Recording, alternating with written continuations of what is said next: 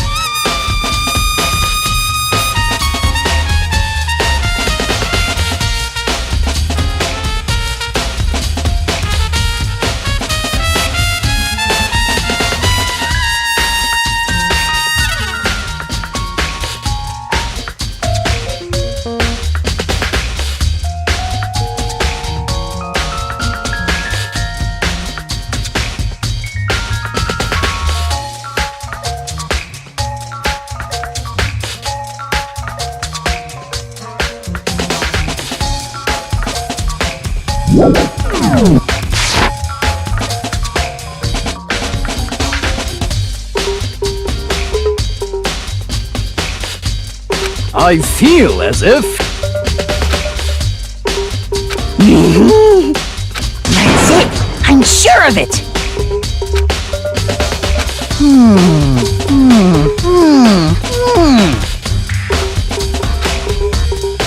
Well, it would seem...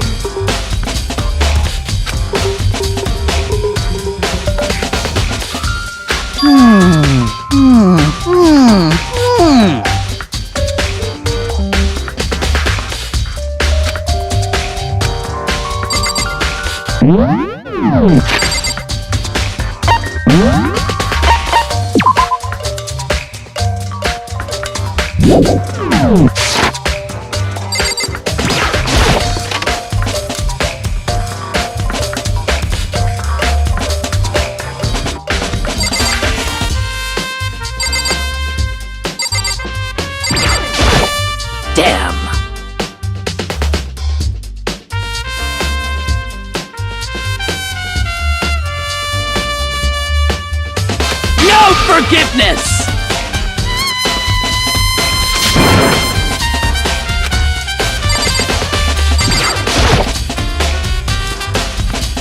Indeed. However,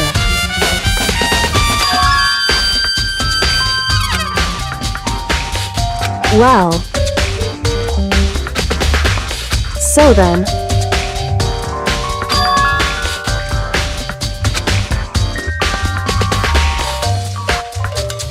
goodbye.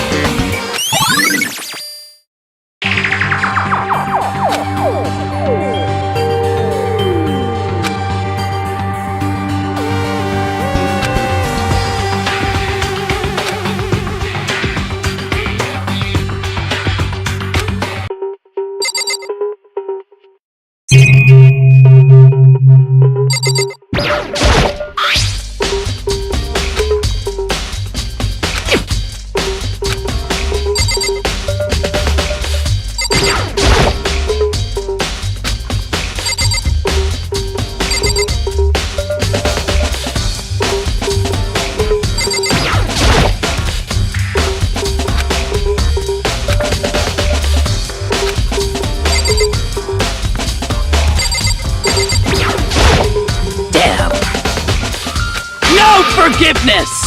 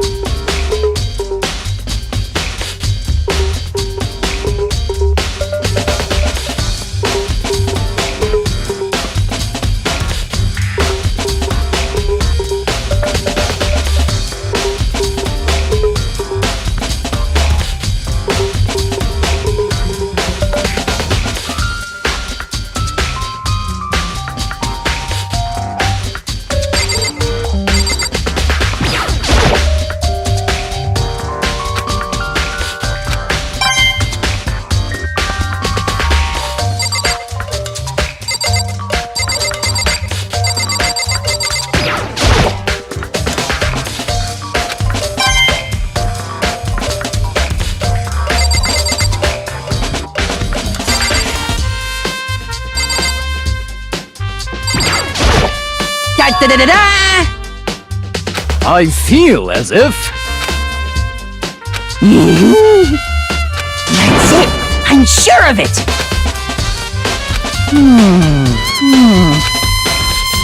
Well, it would seem...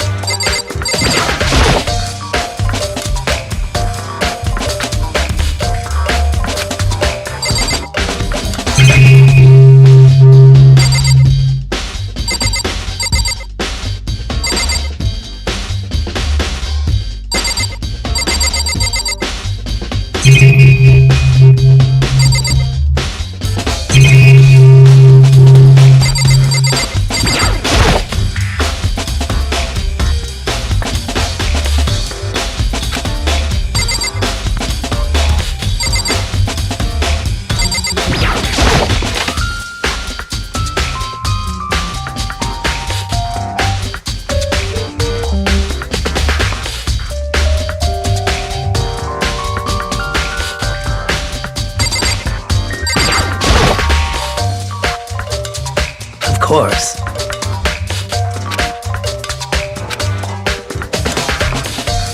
I'm sorry. However...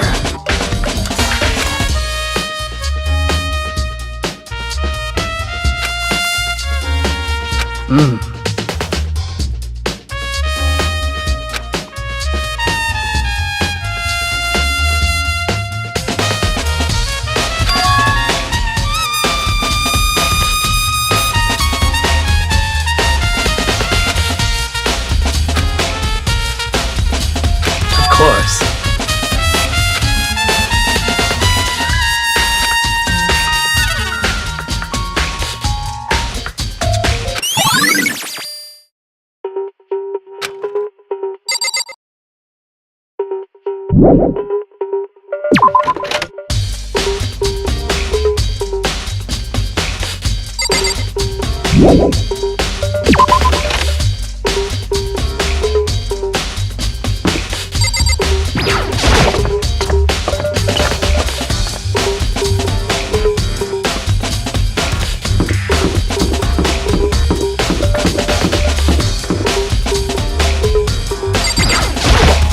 How unfortunate.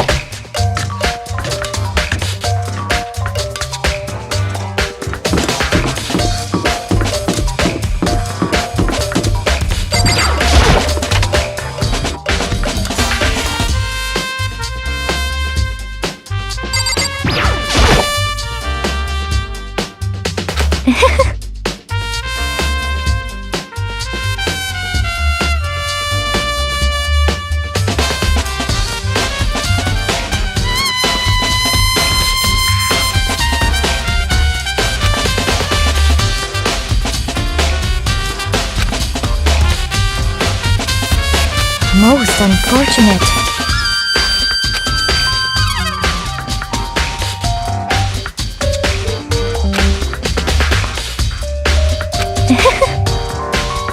Actually, indeed. What are you doing out this late? Oh, I was just... Are you planning to go exercise, perhaps? What? How did you know? Because I can see a blue track jacket sticking out of that duffel bag you're carrying. Oh, you're right. Thanks. Well, I'd better get going. I'm kind of in a hurry.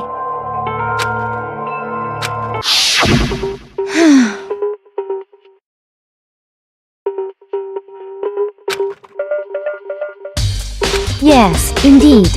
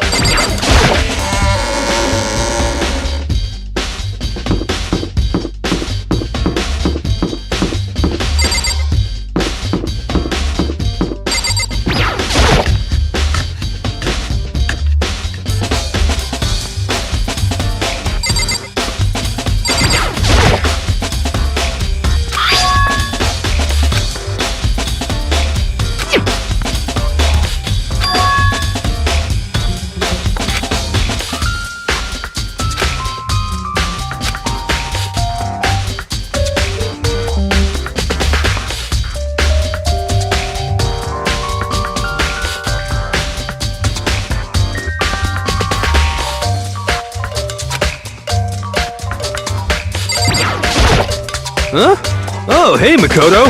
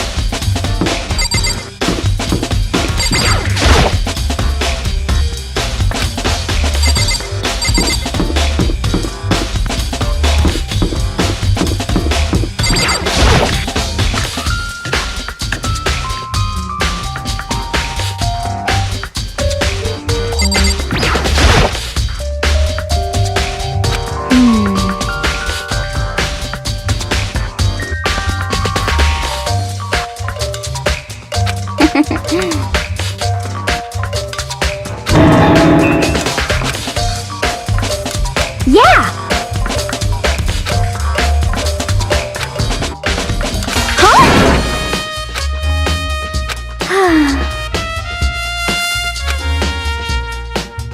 Hmm.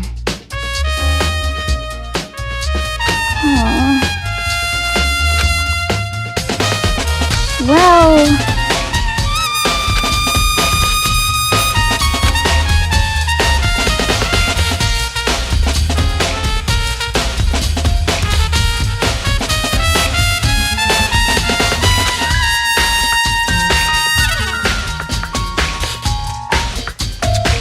Yeah, totally.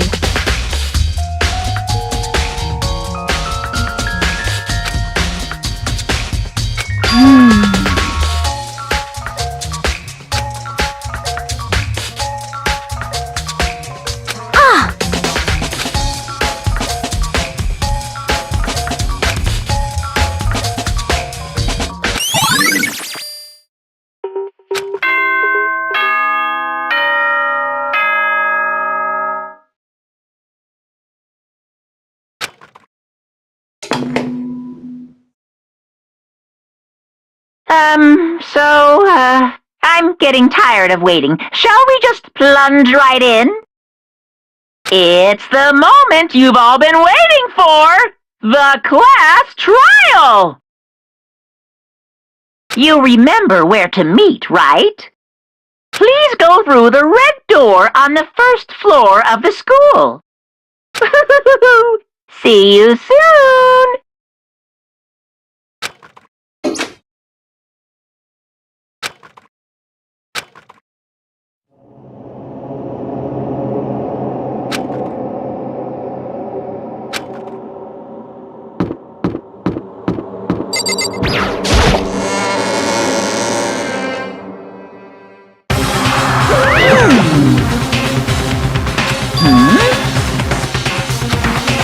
Yo,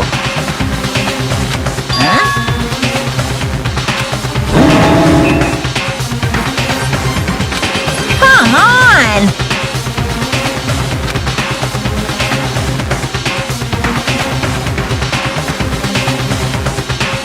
What are you gonna do?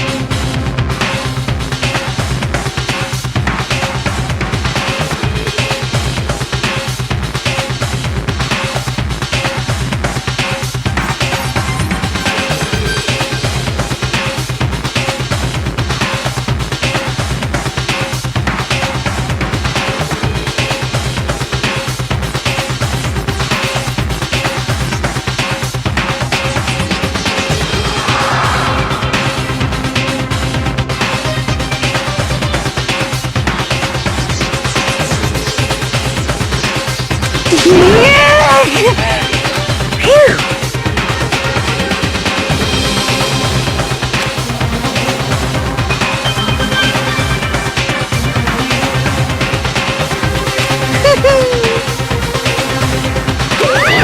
Let's go.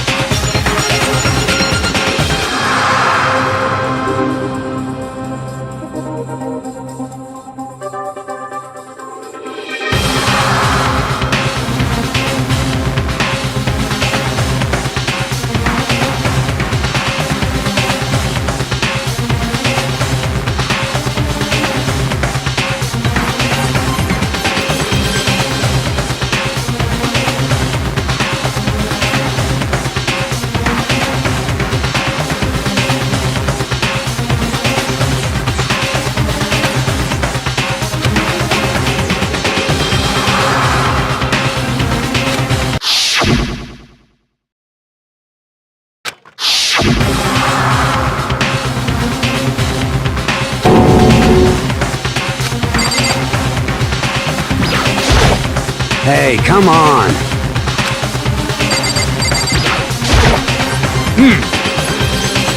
Count on it!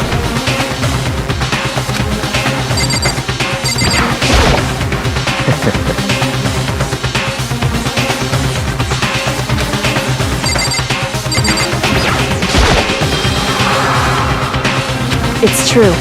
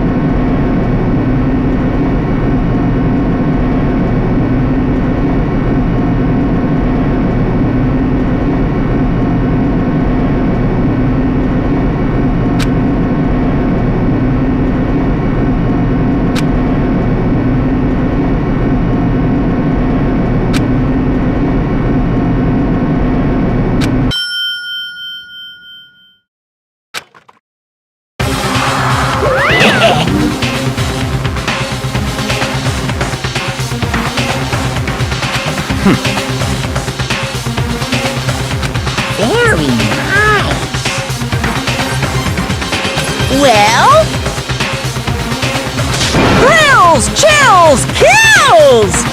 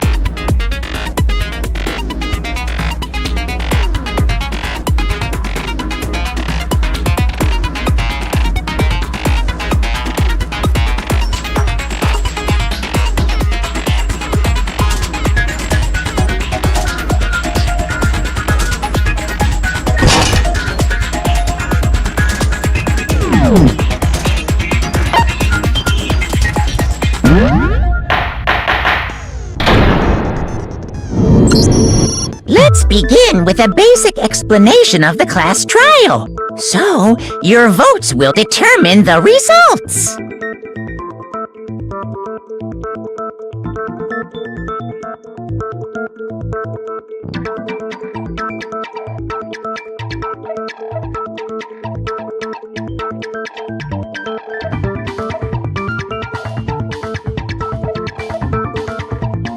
If you can figure out who done it, then only they will receive punishment.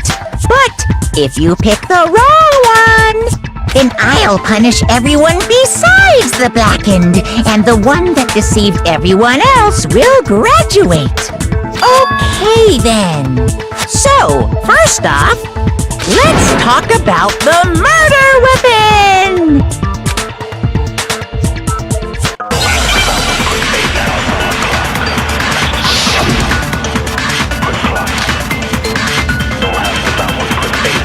Chihiro's fatal injury. It appears it was a head wound. According to the Monokuma file, the killer used a blunt instrument. But what kind of blunt instrument could it have been? I bet it was an iron pipe. Interesting. That certainly would make for a powerful weapon. Poor Chihiro.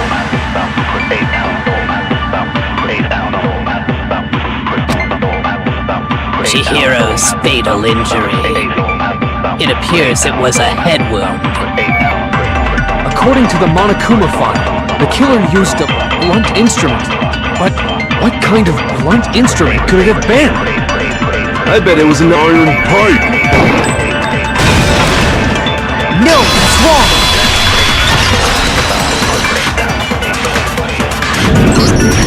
Can we agree that the object that dealt the fatal blow was the dumbbell, found at the scene of the crime?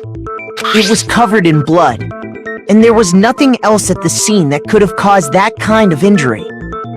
And the wound on the victim's head is consistent with the shape of the dumbbell. As far as I'm concerned, there's no mistake and no room for doubt on this one. You looked at her head wound? That's so creepy! If you don't mind, I will proceed from here. Let's move on to discussion of the culprit. Although, I believe the criminal behind this heinous act is already quite clear. What? For real? Chihiro's killer is the fiendish serial killer, Genocide Jack.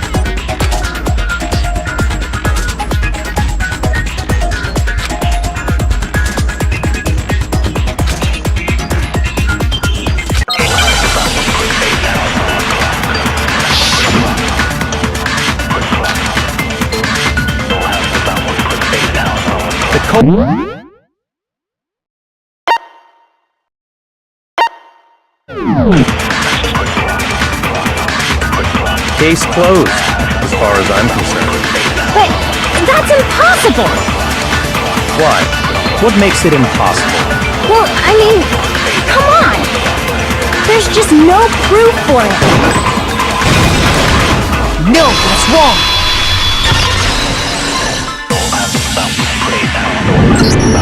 I might know one reason he could be involved. What? I found this file while I was looking around the archive in the library. I guess it's some kind of confidential file the police put together about the Genocide Jack case. What? That's kinda weird as shit, isn't it? What was something like that doing in the library? The why of it is probably more trouble than it's worth, so let's forget about that for now. More importantly, it outlines all the specifics of every Genocide Jack case in exceeding detail. According to the file, there appear to be two defining characteristics in every Genocide Jack case. The first is that a bloody message is found written at the scene of every murder. Oh, that's right. Boob lust. No. It's actually bloodlust. But more important is the other characteristic, and it's something that has never been made public. Never made public?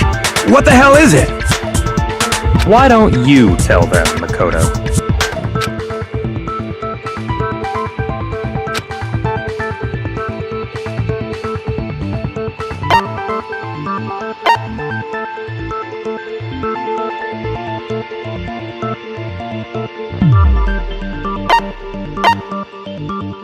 I got it! Apparently, in every Genocide Jack case, the killer suspends the body in a certain way. Other than the killer, the only people who know about this are the higher-ups in the police department. However, Chihiro was most definitely suspended in the same way. So, how did the culprit know about this when only high-level police officials were aware of it? There's only one logical answer I can think of. It's because the culprit in this case is the real Genocide Jack. No fucking way! You're saying Genocide Jack is one of us? Yes, in fact, it's Toko. What? Genocide Jack's true identity is Toko Fukawa. You lie! What? Hey, okay, wait, hold on a sec. Toko has like bloodophobia or whatever, remember? What kind of serial killer is afraid of blood? Is Toko Genocide Jack? The answer is yes and no. Another riddle? Man, why is this gotta be so complicated?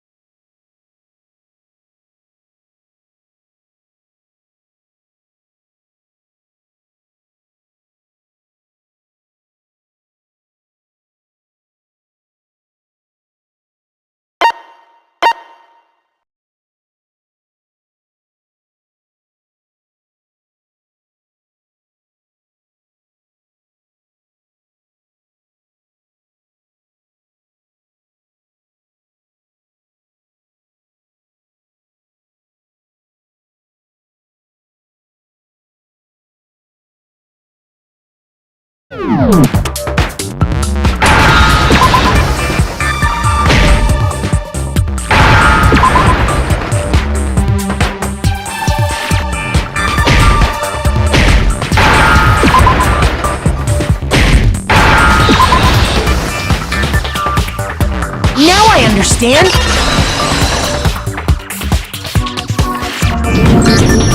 Is it because Genocide Jack has a split personality? Huh? I think I read that somewhere in the file too. They thought that the suspect might have, what did they call it? Dissociative identity disorder.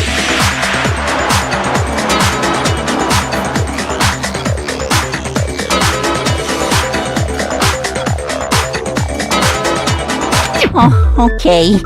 But still, to go and say that about Miss Fukawa is... Perfectly acceptable. Toko's strange behavior after seeing the body is proof enough that she has a split personality.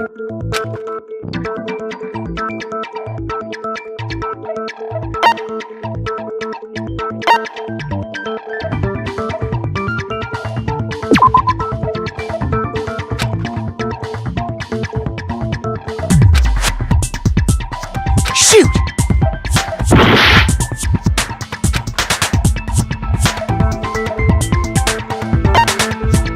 I got it! You're talking about how she started acting totally different than usual, right? That's right. Think back. She fainted when she saw Chihiro's corpse, and then, when she woke up...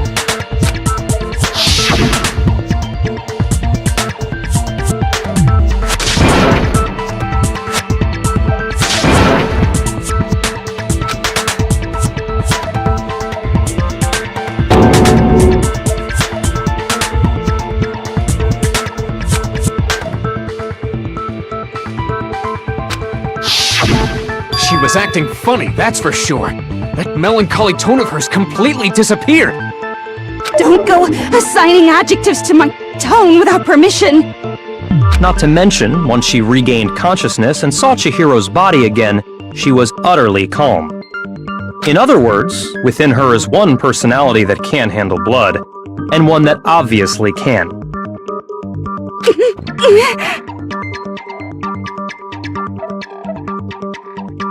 So when Toko trapped herself in her room, it's because she was scared of Genocide Jack?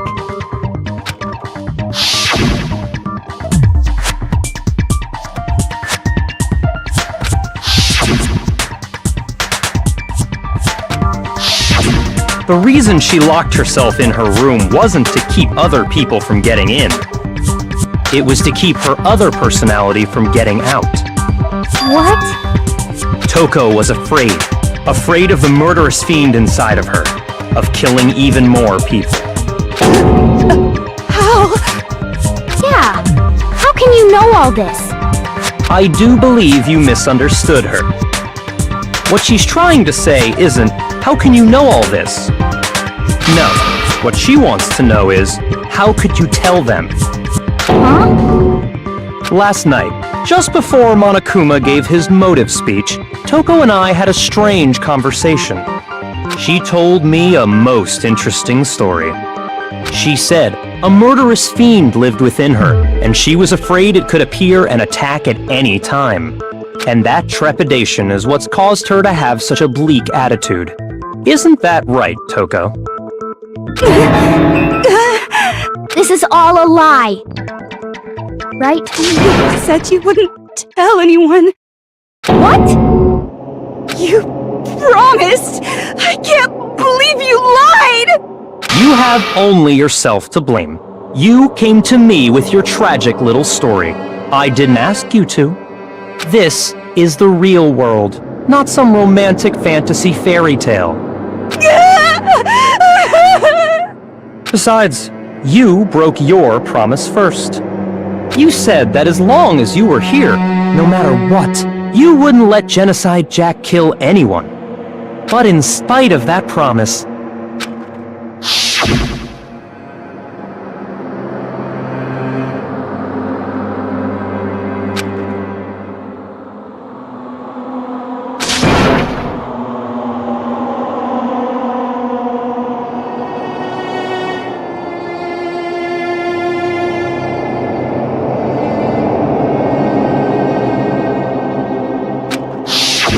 You said if I kept my promise, you would go out with me. That's the only reason I promised. how many times do I have to tell you? I never said that. But you weren't able to do it. You just couldn't resist that rush you got from killing, could you? I tried. I swear I tried to control it, but... But your efforts were useless. What a disappointment. I hate you. Well, the opening act is nearly finished. All that's left is to hear from the person in question directly. The person? You don't mean...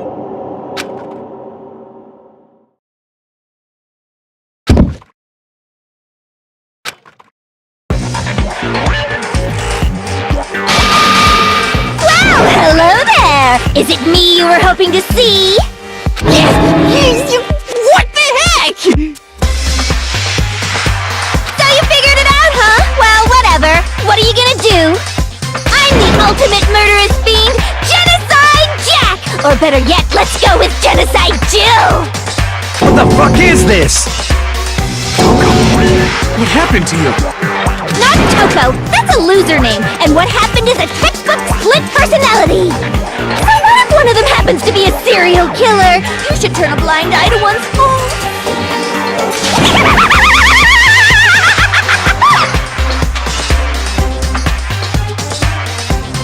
So intense. Like they say, sound in murderous mind, sound in murderous body! This one is so different from the one we've come to know. Yes, well, the world is composed of a front and a back, you know. Just like how every inning has a top and a bottom, or how in the depths of every truth lives a little lie. Behind every dark and gloomy soul lives another that shines as bright as the sun!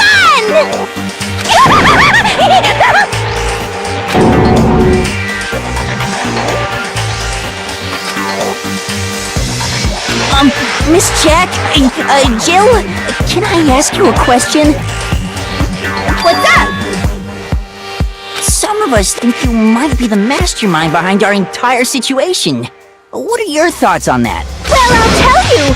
I am the mastermind of all masterminds! Just kidding! Then, it's not true?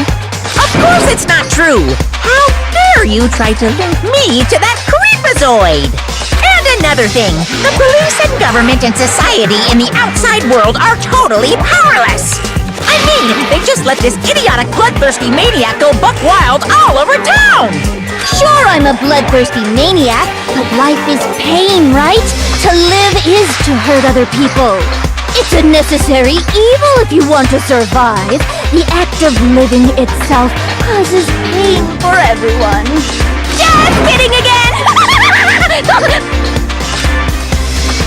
This should be enough to convince you.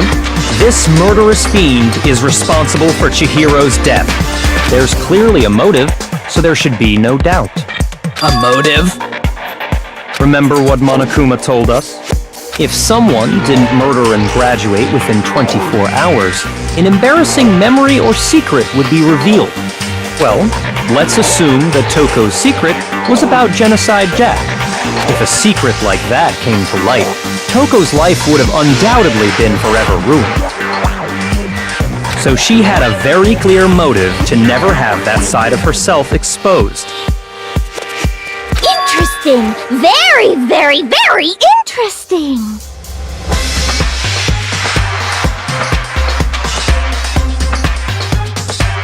But sorry, as much as I hate to admit it, I'm not the culprit! But I cannot imagine anyone other than you could murder someone in such a bizarre fashion. Maybe so, but nevertheless, it's the truth! Do you really expect any of us to believe you? Yeah! I could never believe a word you say, you monster!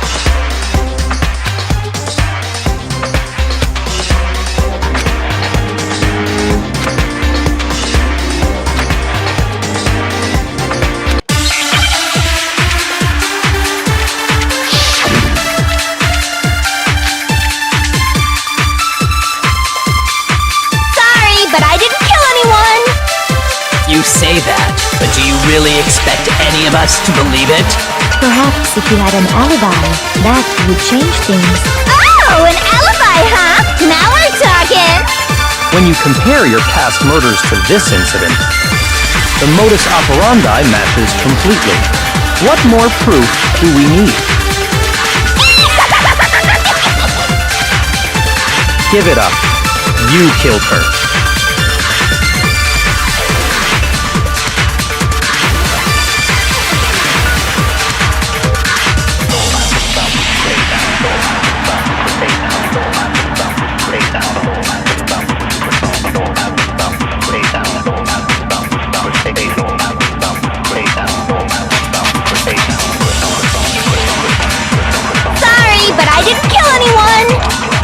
You say that, but do you really expect any of us to believe it?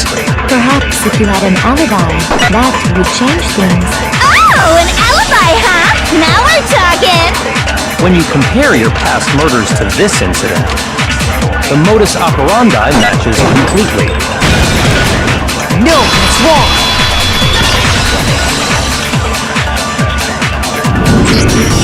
Are the methods of murder really exactly the same?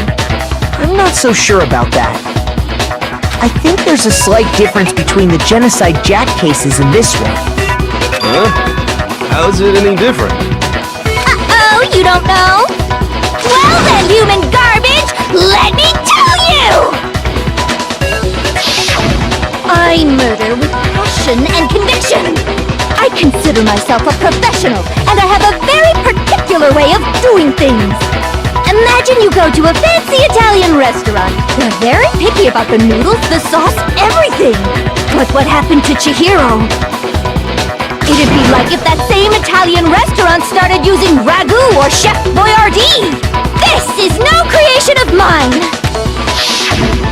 Let me rephrase that, in a way that maybe makes more sense. There are two clear differences between the Genocide Jack cases and this one.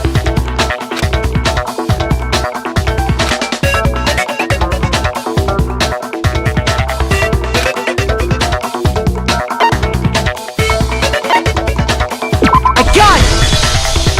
For one, the cause of death is different. In the Genocide Jack murders, all the victims were killed the same way. According to the case file, they were all apparently killed with a pair of scissors. But Chihiro died from a blow to the head, right? Ah, yes. That is remarkably different from the other murders. Wouldn't it be strange for someone who kills the same way without fail to suddenly change their method? And there's more. One more conflicting detail. That's right! In my recipe of murder, if the bloody message is the tortellini, then the arrangement of the body would be the pesto sauce! Can you please stop comparing killing people to cooking? So, are you saying the other difference has to do with how the body was arranged?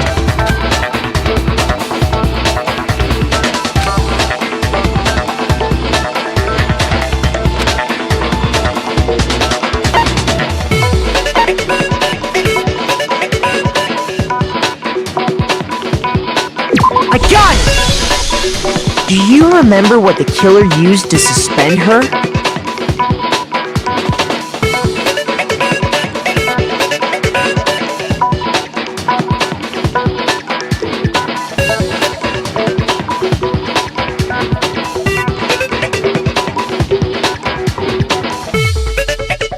They used some kind of rope to hang her up by her wrists.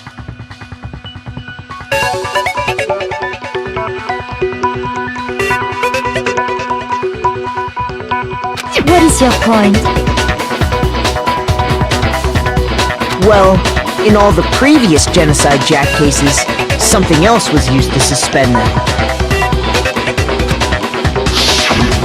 Specifically, pairs of razor-sharp scissors.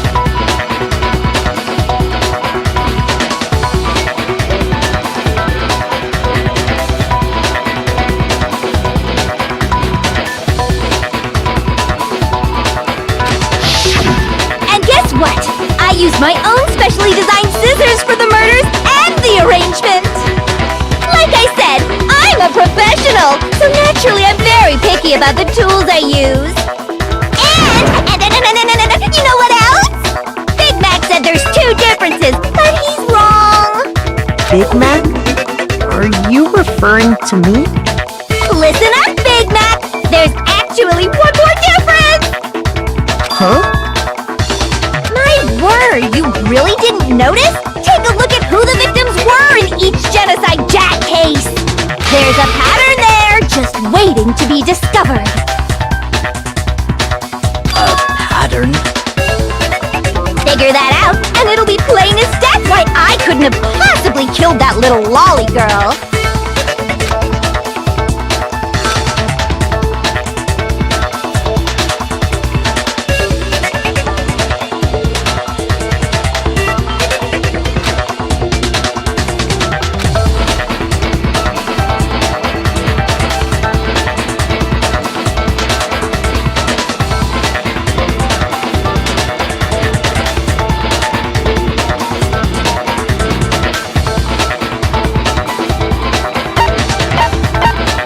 A gun!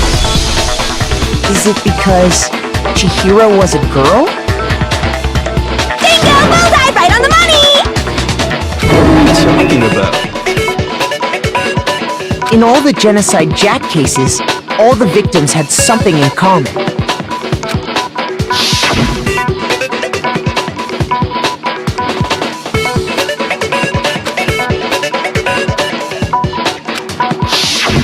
They were all guys? That's right! The people I killed with such passion and conviction are all adorable little men! I can't believe I said it! I'm so embarrassed! The hell is wrong with you? I can't help it! I'm just a full-throttle boy-on-boy fangirl! And the mopey side of me just hates it! But now I'm on the fast track to becoming a full-fledged fan madam! So since Chihiro was a girl and not an adorable little man, you wouldn't kill her? Would an Italian chef suddenly start making ramen just because they're both noodles? Don't be stupid. I have too much passion and conviction to cross that line. That's the absolute reality of the one and only. We get it. You've clearly explained your hobby and your philosophy. But that's not all there is to it. It's a different matter entirely, when you're forced to kill in order to survive.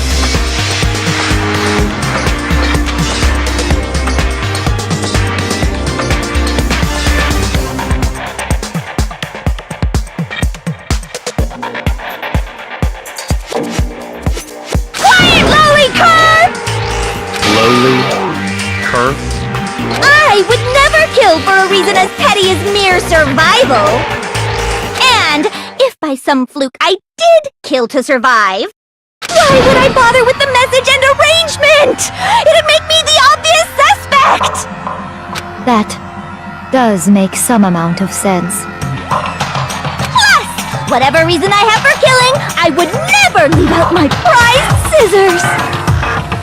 Who would go out of their way to use a big, stupid, heavy dumbbell? Maybe you used the dumbbell because you couldn't find any scissors in the school?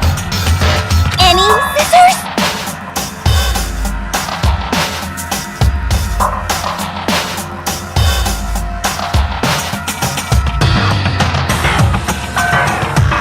I don't just use any scissors.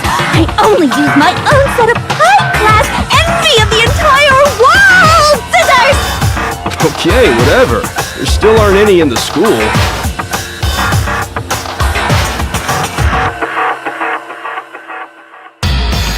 Are you sure about that?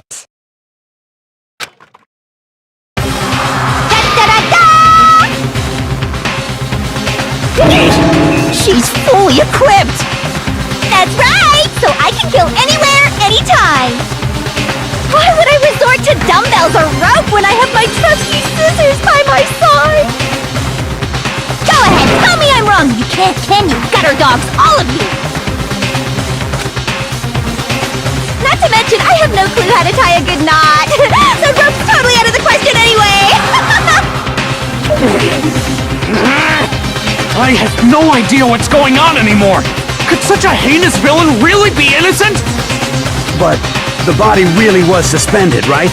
And nobody but the police knew about that. Yeah!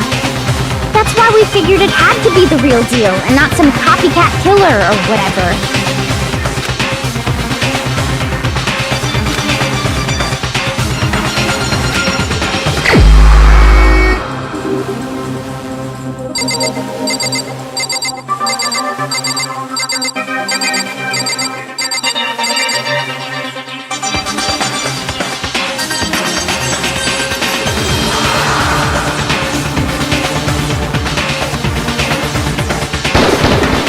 Here's my answer! Byakuya, it's possible you could have found out, isn't it? You'd have no problem gaining access to classified government documents or internal police records. Plus, you'd already looked through the Genocide Jack file before this all happened, hadn't you? Are you saying Mr. Toby? Then the reason you pushed the theory of Genocide Jack being the killer so hard was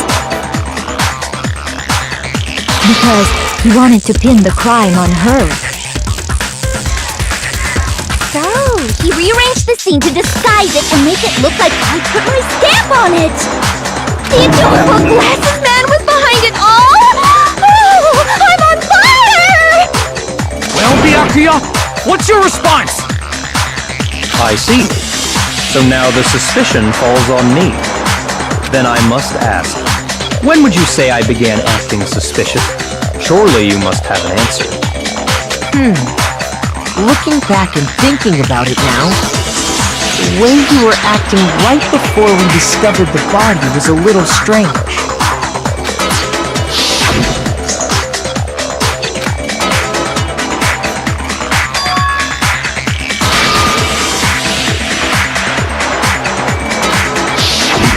You wanted to go to the girls' locker room right away, right?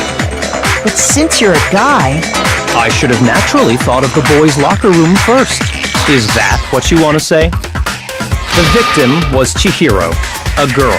Hence why I said we should check the girls' locker room.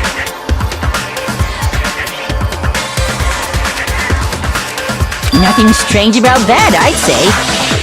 On the contrary, there's something very strange. Okay then, what's so strange about it? Go ahead, share with the rest of the class.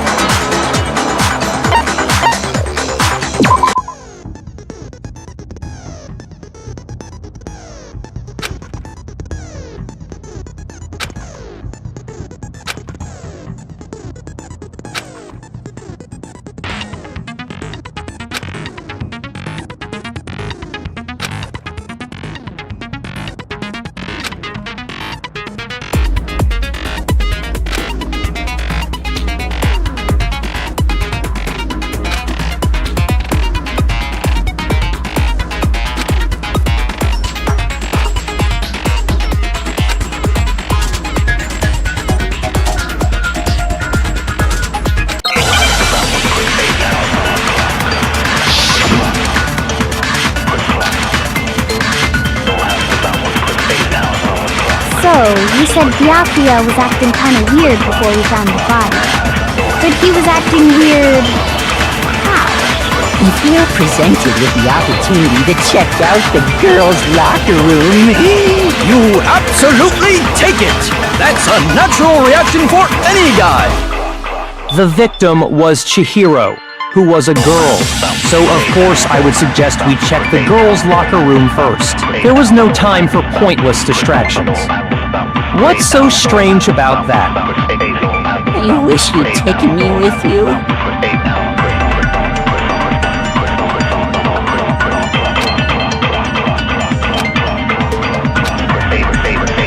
So, you said Byakuya was acting kind of weird before we found the body.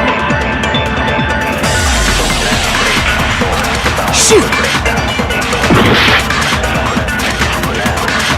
So, you said Byakuya was acting kind of weird before we found the body. But he was acting weird... how? If you're presented with the opportunity to check out the girls' locker room, you absolutely take it! That's a natural reaction for any guy! The victim was Chihiro, who was a girl. Shoot! So, you said...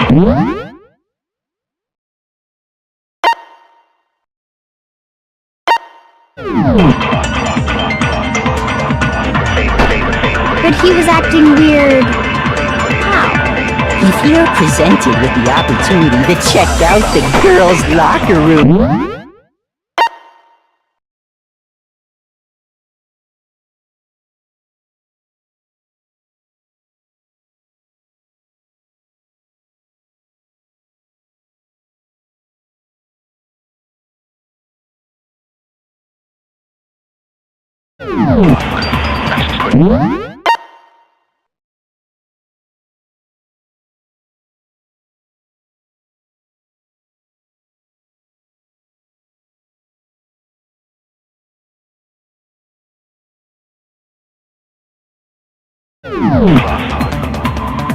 That's a natural reaction for any guy! The victim was... So of course I would suggest we check the girls' locker room first. There was no time for pointless distractions. What's so strange about that? I wish you'd taken me with you.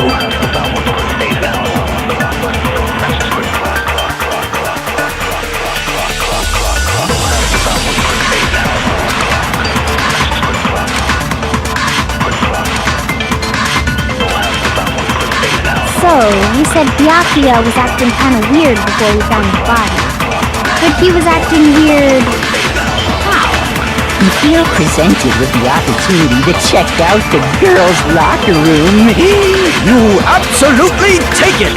That's a natural reaction for any guy! The victim was Chihiro, who was a girl. So of course I would suggest we check the girls' locker room first. There was no time for pointless distractions. What's so strange about that? I wish you'd taken me with you.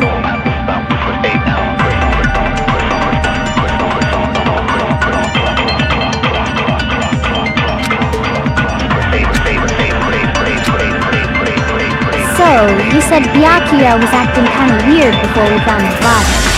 But he was acting weird... how? If you're presented with the opportunity to check out the girls' locker room, You absolutely take it! That's a natural reaction for any guy! The victim was Chihiro, who was a girl. So of course I would suggest we check the girls' locker room first. There was no time for pointless distractions. What's so strange about that? I wish you'd taken me with you.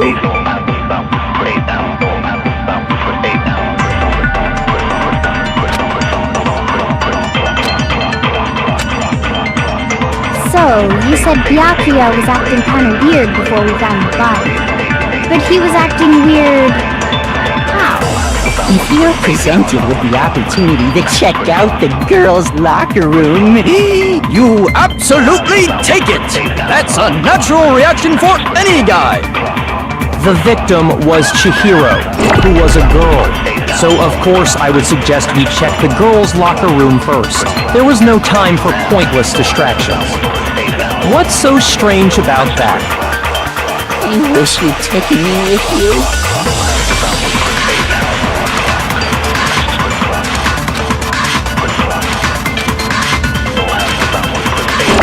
So, you said Byakuya was acting kind of weird before we found the body.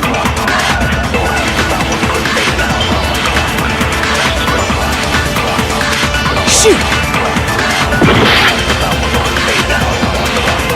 So, you said Byakuya was acting kind of weird before we found the body. But he was acting weird...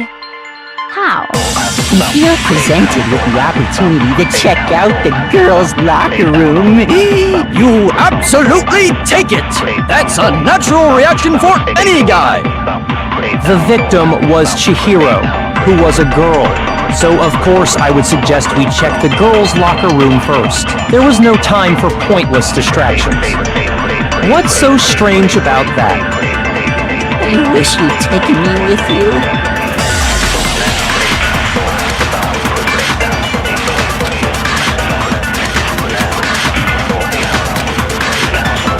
So, you said Byakuya was acting kind of weird before we found the body. But he was acting weird... how? If you're presented with the opportunity to check out the girls' locker room, You absolutely take it! That's a natural reaction for any guy! The victim was Chihiro. No, that's wrong!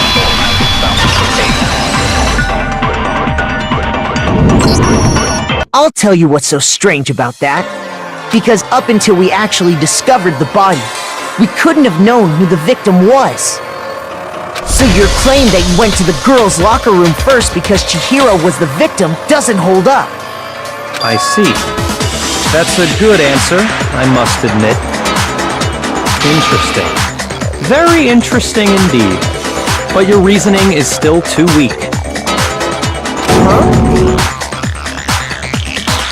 What's wrong? Is that it? Surely you've got more than that. Go ahead. Show us.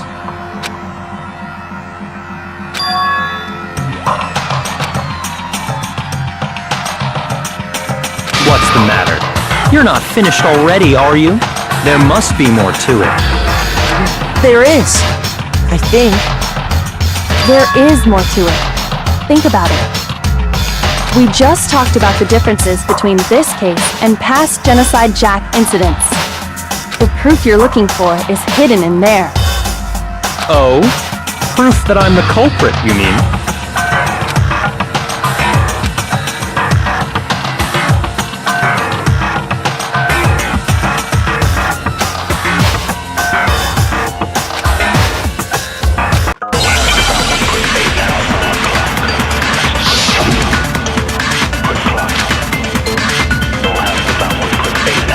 What? The difference between the cases?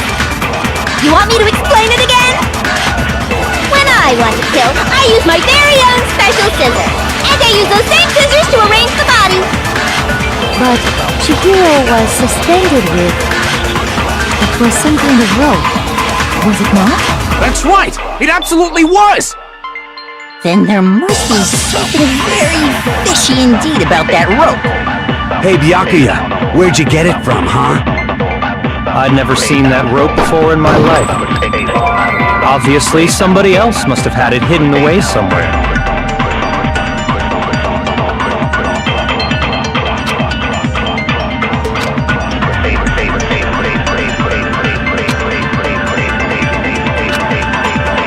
What? The difference between the cases?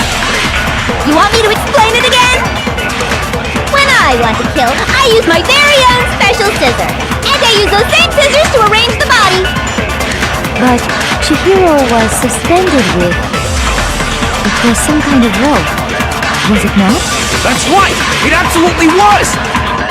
Then there must be something very fishy indeed about that rope.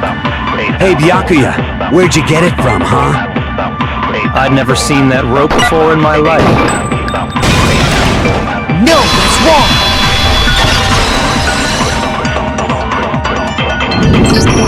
Actually, I'm pretty sure you have seen it before. Because, you see, that rope, or should I say, that extension cord? What? An extension cord? Byakuya, you've used the extension cord in the library more than once, haven't you? And the same extension cord that was in the library all this time went missing after the murder. And there's no way someone who uses that extension cord as much as you do wouldn't discover that fact. And Byakuya must be the one who took the extension cord. I can't imagine any other possibility. That's really what you think? Then your conclusion is something like this? I killed Chihiro in the girls' locker room, then hung her up and wrote that bloody message. I intentionally made it look like Genocide Jack was behind it. Is that about right?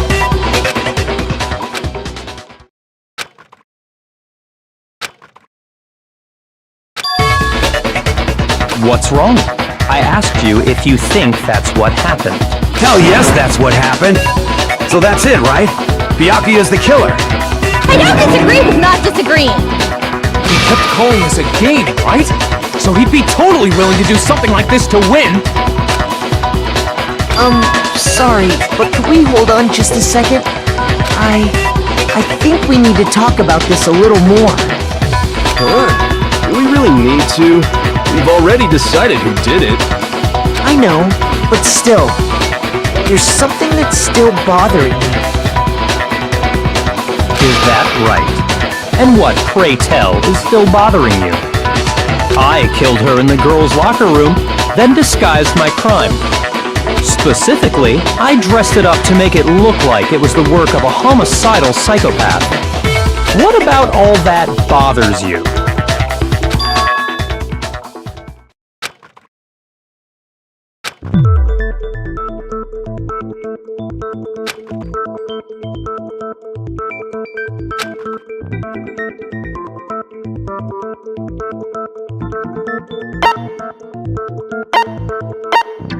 I got it! You say you killed Chihiro in the girls' locker room, right? But are you sure about that? Isn't it possible that the murder took place somewhere else? How disappointing. What kind of question is that? Even in the world of disappointments, this is a true letdown. She was found dead in the girls' locker room. There is absolutely no question about that. How could the scene of the crime have been anywhere else? Well, I think it's entirely possible that she was killed somewhere else, then carried there later, along with the rest of the murder scene. The rest of the murder scene? That was awfully specific. Please tell me you have a reason for saying all of that. I believe I do.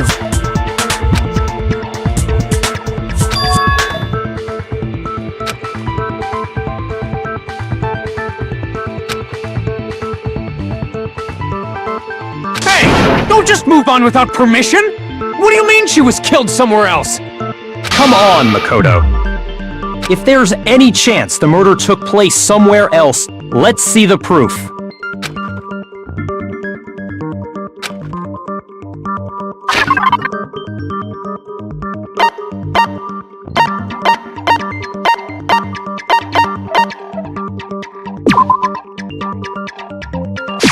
I got it! The proof that she was killed somewhere else is the poster that's hanging in each locker room. Your proof is some posters? The poster in the girls' locker room was a picture of a big-boobed supermodel. But don't you think that's kind of strange? Why would the girls' locker room have a poster like that? I bet those massive jugs of hers were totally fake! Meanwhile, the boys' locker room had a poster of the super popular boy band Tornado. Again, that doesn't really seem to belong in a boys' locker room. So you're saying that maybe the posters were switched?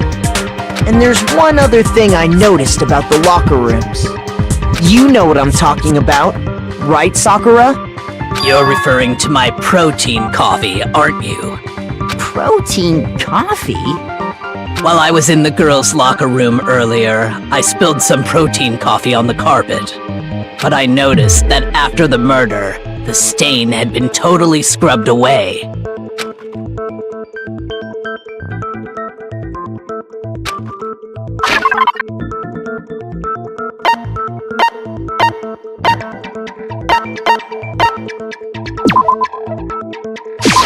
I got it!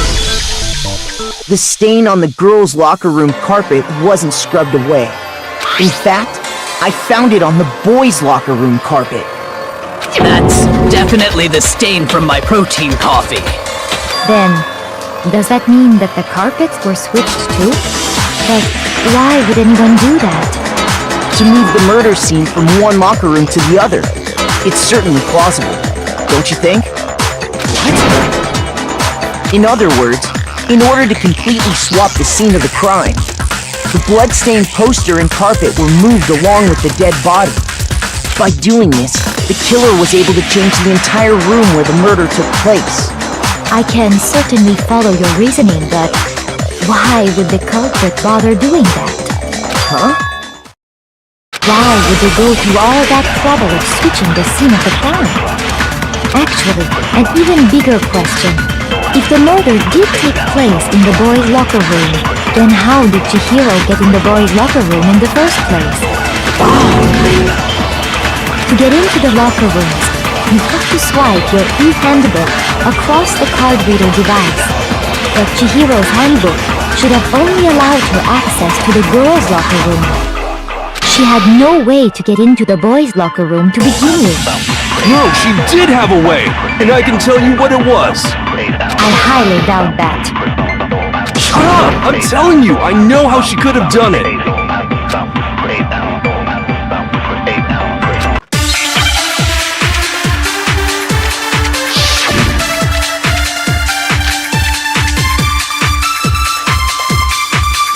Is it really possible? Could Chihiro really have gotten into the boys' locker room somehow? Ah! I got it! She must have hacked her e-handbook! She was the ultimate programmer, after all. I'm sure that would have been no problem for her. No, I don't think that's it. She used the thing that was in the main hall. Huh? What thing? I'm talking about Leon's handbook, of course.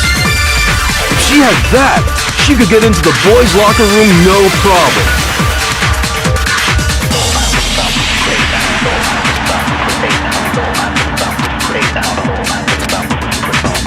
Is it really possible? Could Chihiro really have gotten into the boys' locker room somehow? Ah! I got it! She must have hacked her e-handbook. She was the ultimate programmer, after all. I'm sure that would have been no problem for her. No, I don't think that's it. She used the thing that was in the main hall. Huh? What thing? I'm talking about Leon's handbook, of course. No, that's wrong!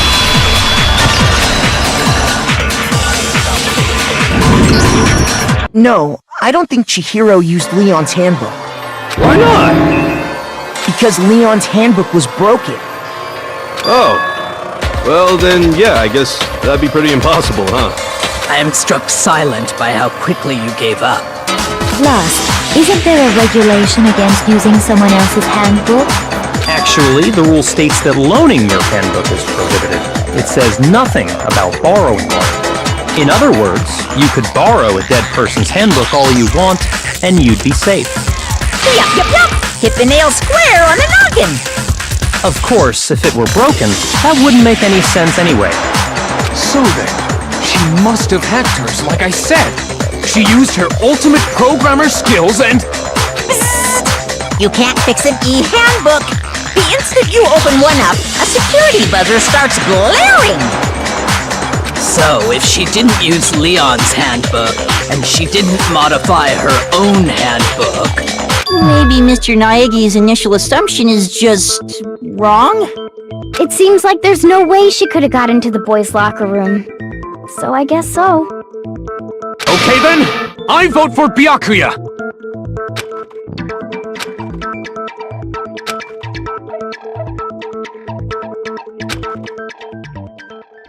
Hold on a second.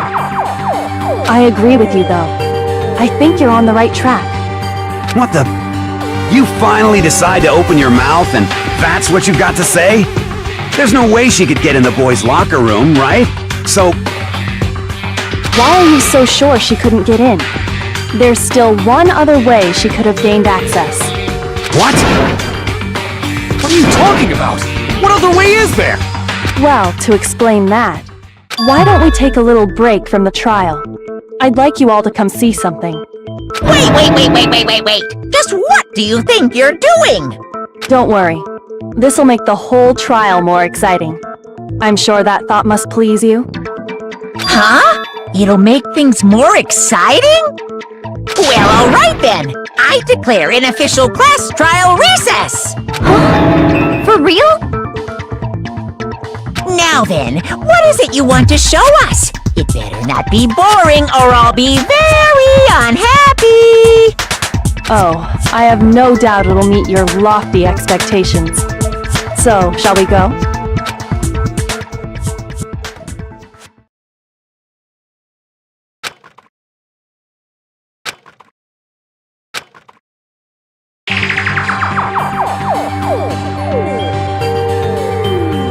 The girls' locker room? We've already searched this place top to bottom! What are you trying to pull, Missy? I'd like you to examine the victim's body one more time. Be sure to examine the entire body very carefully. Take your time.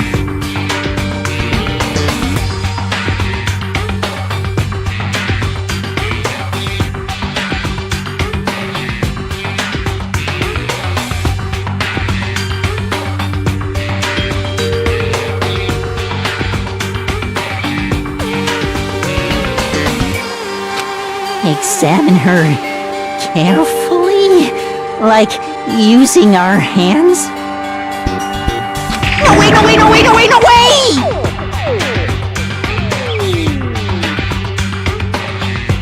It's probably best if I don't run my hands all over a girl's dead body. It's not that I'm creeped out or anything, it's just based on religious grounds, you know? Very well. I'll do it. But you're a girl. You shouldn't have to touch a dead body. Just let one of the boys do it. No, it's okay. I think Chihiro would rather have a girl examine her. So just leave this to me. Sakura. What is this? Some kind of secret girl-on-girl action? Is that what you two are about? That's not it at all. Stop screwing around. Okay, here I go. I'm sorry, Chihiro. Please excuse the intrusion. Be sure to check her entire body, and I believe we will solve this particular mystery. Her entire body? What? This is... What is it?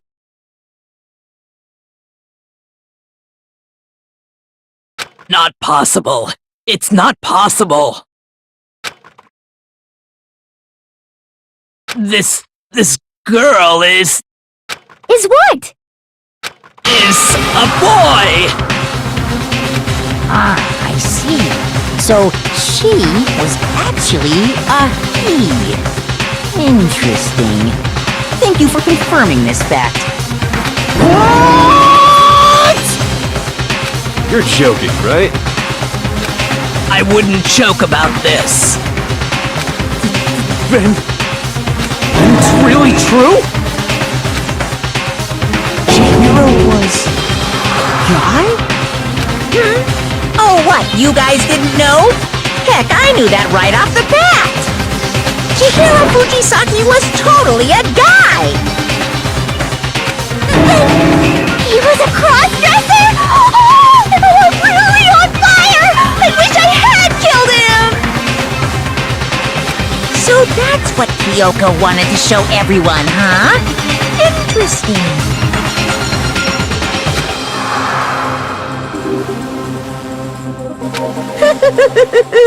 Yes, that certainly does make things much more exciting. Now let's ride this wave of excitement back to the courtroom and get back to the trial. I do apologize for keeping you waiting. Now then, let's resume the class trial. We've all just learned of the shocking revelation that Chihiro was actually a boy. Let's pick up from there. Yes, well, I don't know his reason for hiding it, but the fact is, Chihiro was not a girl, but a boy.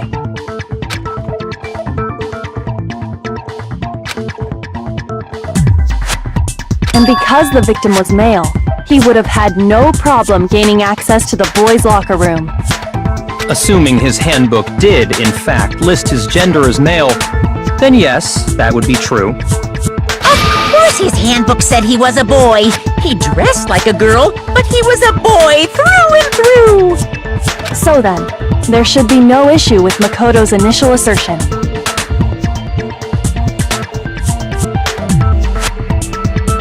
The victim was killed in the boys' locker room, and was then later moved to the girls' locker room. And the killer could have easily used Sayaka or Junko's handbook to get into the girls' locker room. So Chihiro really was killed in the boys' locker room? I still don't understand the motive for moving the body, but yes, that does seem plausible. Well, I must admit, I did find it rather odd. I knew he felt a little off. There was a certain incongruity to his female body. This is the most titillating situation! So now everything has been connected. All the mysteries have finally become clear. Okay, well, connected or clear or whatever. We still think you're the killer, remember? Very interesting. This has become very interesting indeed.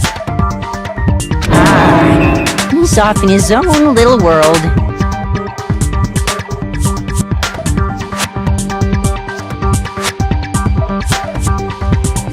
What about you, Makoto? After everything we've learned, do you still think Byakuya's the killer? Well, without a doubt, Byakuya is the one that made Chihiro's death look like Genocide Jack did it. But I think he might not actually be the killer after all. What? But aren't you the one who accused him in the first place? He just seems to be too easygoing about all this. Like he's enjoying us solving the mystery. The way he's acting, it makes it seem like it doesn't have anything to do with him. And you think that might be because it doesn't have anything to do with him? Plus, the evidence he left behind was a little too... how can I put it? Overt. He consciously chose to use the extension cord, knowing it could connect him to the murder. At least, that's how I see it. And Byakuya, when you found out the murder took place in the boys' locker room, it seemed to rattle you. And then again when you found out Chihiro was actually a guy. If you really were the killer, that stuff wouldn't have had any effect on you. So that's your thinking, huh? Well, it bothers me that you don't have more concrete reasons, but... it's fine. I guess I'll mark it as correct for the time being. Mark it as correct? He's right. I am not the culprit. I just happened to come across the corpse in the girls' locker room and decided to alter it. Are you fucking with us right now?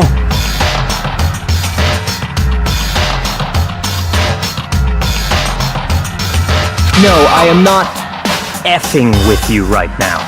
I'm telling you the truth. Well, I find it very hard to believe! Go ahead. Find it very hard to believe. You're free to be executed along with the rest of us. If you're really telling the truth, then why? Why do you do that to his body? My reasons hardly matter right now. Uncovering the culprit is much more important, wouldn't you say? Now then, if it wasn't me, who was it? Well, I don't think I can say for sure without talking about it a little more. We're seriously gonna keep going? We're all good, aren't we? I thought it was clear Byakuya did it. No, I'm with Makoto. If there's any doubt whatsoever, we need to explore every possibility. Because if we're wrong, we all die here. That's true. Very well then. I'm with you too. Damn straight. Count me in. Do you not have a mind of your own? Of course I do. What am I, an ant or something? Anyway, let's discuss this all as a group one more time. We still have time to make our decision. That's very true. Our lives are all on the line. Excellent. Then shall we resume our game of hide and seek?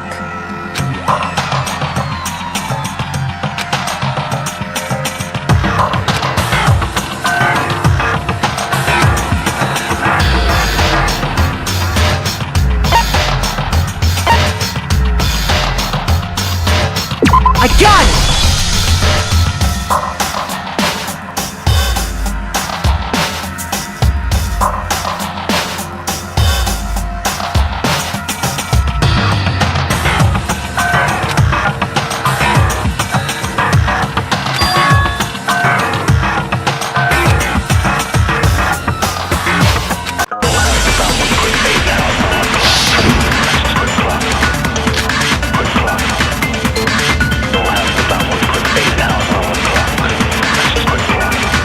Isn't there a single clue that might lead us to who did it? Well, clues are one thing, but... did nobody get a look at the killer?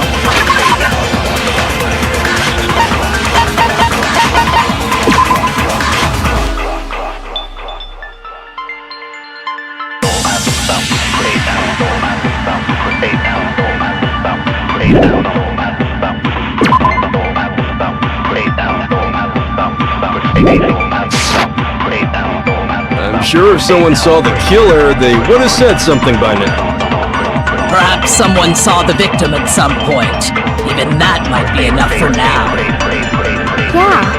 All we need right now is any kind of new info. It's over. It's all over. You want to know who saw the victim? The killer. And only the killer. And it's not like they're just gonna turn themselves in.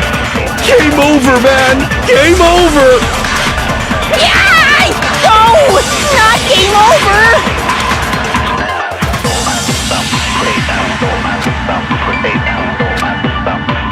Isn't there a single clue that might lead us to who did it? Well, clues are one thing, but did nobody get a look at the killer? I'm sure if someone saw the killer, they would have said something by now. Perhaps someone saw the victim at some point. Even that might be enough for now. Yeah. All we need right now is any kind of new info. It's over. It's all over. You want to know who saw the victim? The killer. And only the killer. And it's not like they're just gonna turn themselves in. Game over, man! Game over! Yay! No! Not game over!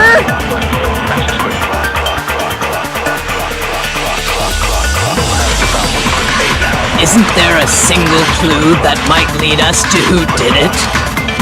Well, clues are one thing, but did nobody get a look at the killer? I'm sure if someone saw the killer, they would have said something by now. Perhaps someone saw the victim at some point. Even that might be enough for now. Yeah. All we need right now is any kind of new info. It's over. It's all over. You want to know who saw the victim? The killer. And only the killer. And it's not like they're just gonna turn themselves in. Game over, man! Game over! Yay! No! Not game over!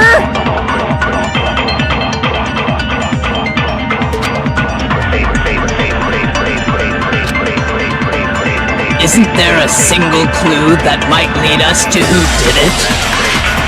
Well, clues are one thing, but did nobody get a look at the killer? I'm sure if someone saw the killer, they would have said something by now. Perhaps someone saw the victim at some point. Even that might be enough for now. Yeah. All we need right now is any kind of new info.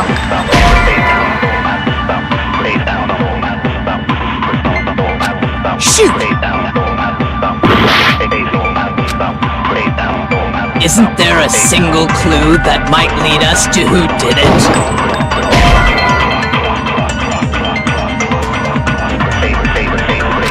Shoot! Isn't there a single clue that might lead us to who did it? Well, clues are one thing, but did nobody get a look at the killer? I'm sure if someone saw the killer, they would have said something by now. Perhaps someone saw the victim at some point. Even that might be enough for now. Yeah. All we need right now is any kind of new info. It's over. It's all over. You want to know who saw the victim? The killer. And only the killer. No, that's wrong!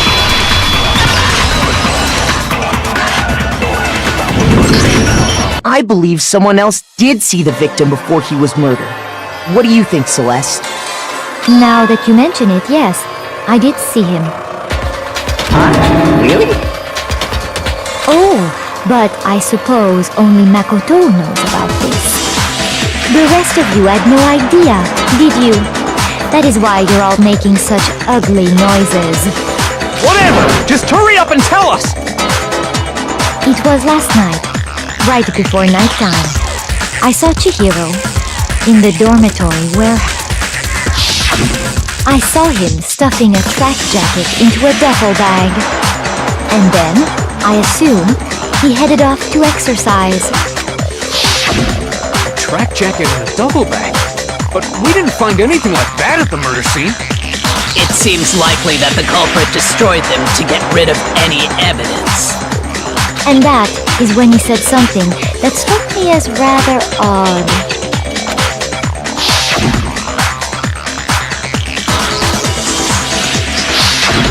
Chihiro told me he was in a hurry. But why would he be in a hurry? Only if someone were waiting for him, I should think. So, Mr. Fujisaki was on his way to meet with someone, and then they were going to work out together? But Hina and I had invited him to exercise with us plenty of times, and he always declined. Probably because he was afraid you'd find out the secret he was hiding, right? Which means that conversely, he must have trusted whoever he was meeting with very much. Enough so that he was willing to risk his secret being revealed. Oh, the marvelous friendship! The point is, whoever he met up with is the culprit, right? So we just gotta figure out who it was. But knowing what we know, I can't even guess. No. You already have what you need to make the connection. Huh? You know who the killer is. Seriously? Who is it? Who's the killer? Think back to the track jacket and duffel bag the killer disposed of. Focus on the details of these items, and it should become obvious who was waiting for him. Are you sure about that? You really think we can figure out who did it based on 2 pieces of evidence that we don't have? What? You want to track down some fingerprints or something? Even if we had the equipment for that, we wouldn't know how to use it. As was noted, the evidence is already gone. There's nothing to get fingerprints from. Maybe, but we can make certain inferences if we just take the time to talk it out. Easy for you to say. But fine. Celeste, did you notice anything special about the bag or jacket? The bag was just a normal duffel bag from the warehouse.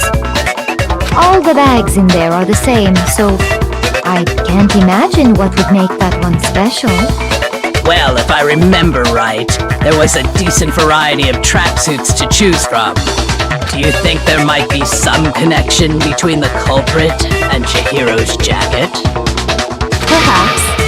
Let's explore that and talk a bit more about the jacket he took.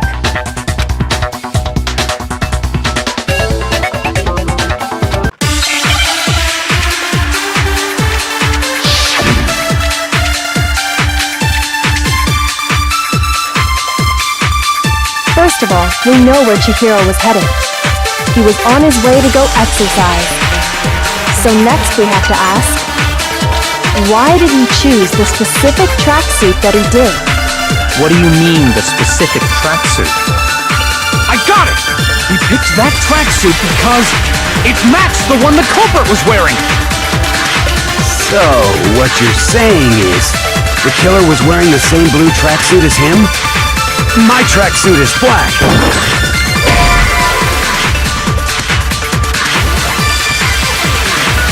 Shoot!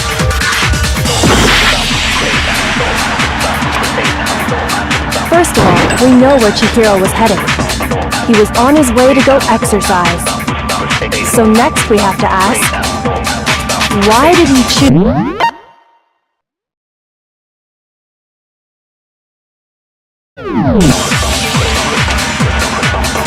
What do you mean, the specific tracksuit? I got it! He picked that tracksuit because it matched the one the culprit was wearing! So, what you're saying is, the killer was wearing the same blue tracksuit as him? My tracksuit is black! I don't even have a tracksuit. Cause exercising sucks! I have a white tracksuit personally. I got it from the warehouse, if you must know. Did any of that really help us get any closer to figuring out who the culprit is? No way. Not a chance. You heard him, right? What he just said without even realizing it?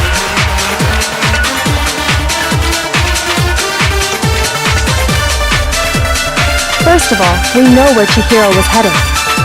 He was on his way to go exercise. So next we have to ask, why did he choose the specific tracksuit that he did? What do you mean, the specific tracksuit?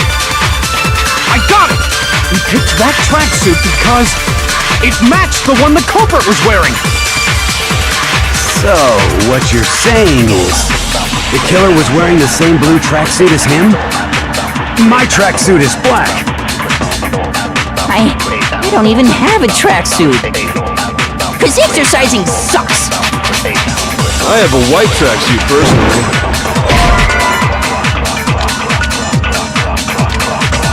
Shoot!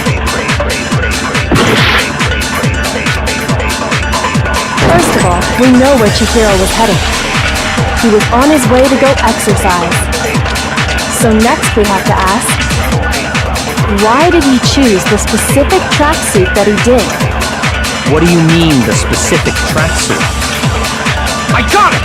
We picked that tracksuit because it matched the one the culprit was wearing! So, what you're saying is, the killer was wearing the same blue tracksuit as him? My tracksuit is black. I don't even have a tracksuit. Cause exercising sucks. I have a white tracksuit personally. I got it from the warehouse, if you must know. Did any of that really help us get any closer to figuring out who the culprit is? No way. Not a chance. You heard him, right? What he just said without even realizing it?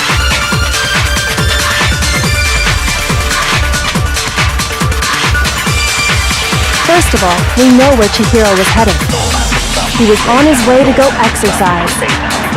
So next we have to ask, why did he choose the specific tracksuit that he did? What do you mean, the specific tracksuit? I got it! We picked that tracksuit because it matched the one the culprit was wearing! So, what you're saying is, the killer was wearing the same blue tracksuit as him? My tracksuit is black. I don't even have a tracksuit. Cause exercising sucks. I have a white tracksuit personally. I got it from the warehouse, if you must know. Did any of that really help us get any closer to figuring out who the culprit is? No way. Not a chance. You heard him, right? What he just said with...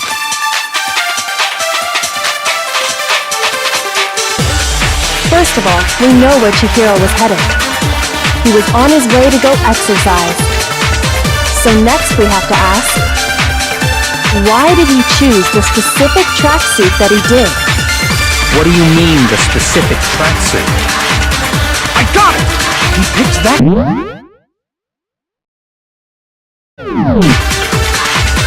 It matched the one the culprit was wearing!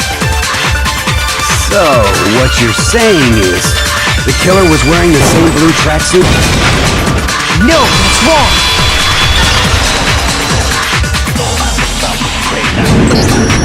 Hold on a second, Mondo. What did you just say? Huh? What'd I say? When Celeste testified a few minutes ago, she said...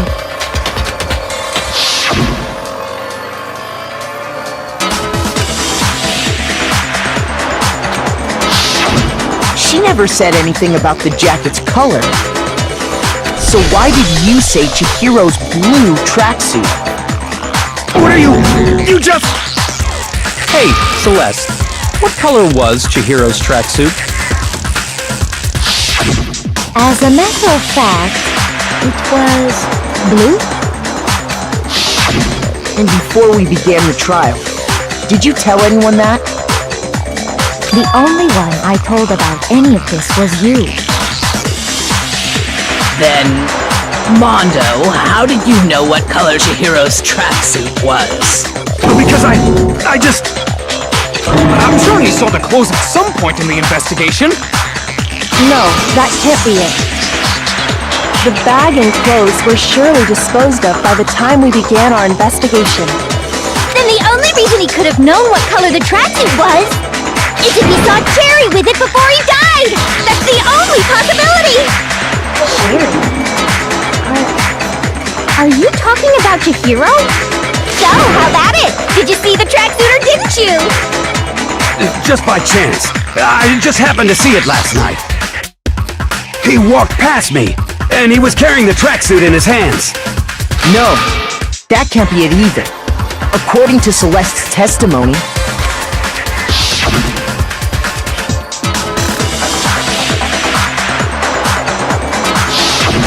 when Celeste noticed it, Chihiro made a point of making sure the jacket was completely in the bag.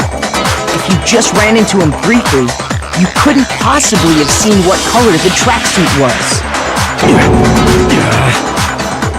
It would appear you've dug your own grave. Perhaps. But you handed him the shovel, didn't you? That's why you said what you did. Focus on the tracksuit and it'll be obvious who he met with? What a bunch of nonsense. Ah, now I understand. It was all one big bluff, wasn't it? Your true intention was to draw a slip of the tongue from the culprit. That's why you said you knew who did it, to put them on edge. That's right. However, Mondo was my target all along. I had my suspicions about him from the very beginning.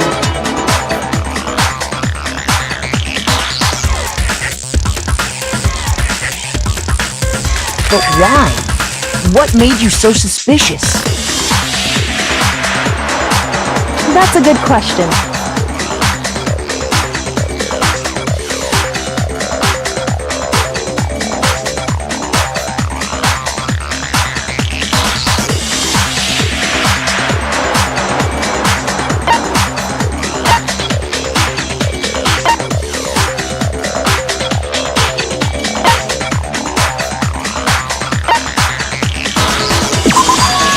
There was a certain turning point. Maybe you didn't notice it, Mondo, but you only called guys dude. And after he was killed, once I picked up on that, it occurred to me that Mondo knew something we didn't. Did you notice such a Are you a witch? She's a witch! You're positively frightful! No, I'm not the frightful one. Not nearly as frightful as someone capable of murdering a friend.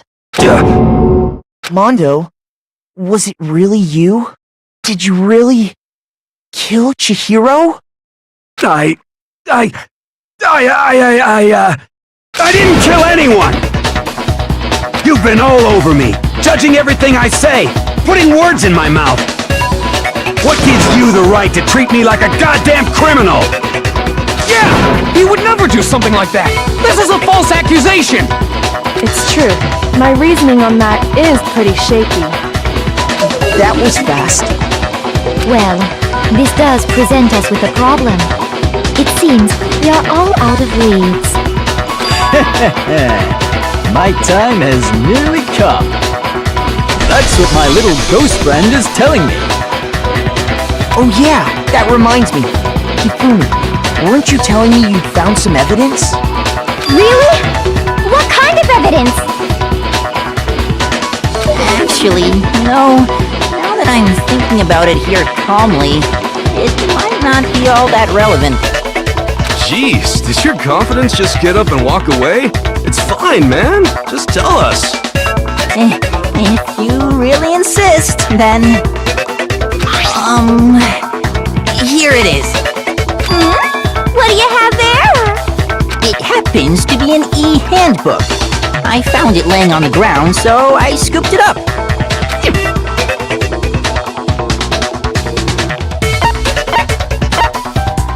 I got it! We know Chihiro's handbook was missing from the scene of the crime, right? For a fact.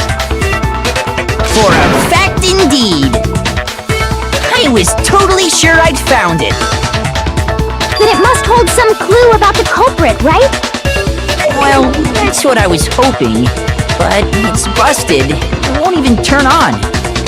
I imagine the culprit broke it to get rid of any evidence after the murder. That's odd. I didn't think the handbooks were quite so fragile. You're right. They're not. They're totally waterproof and shock resistant. It would take an awful lot to break one. And yet, this one does appear to be broken, as is Leon's, sitting useless in the main hall. For all your confidence, that is a remarkably high failure rate. Do you think there might be some kind of mystery in there somewhere? How precisely did the handbooks get broken?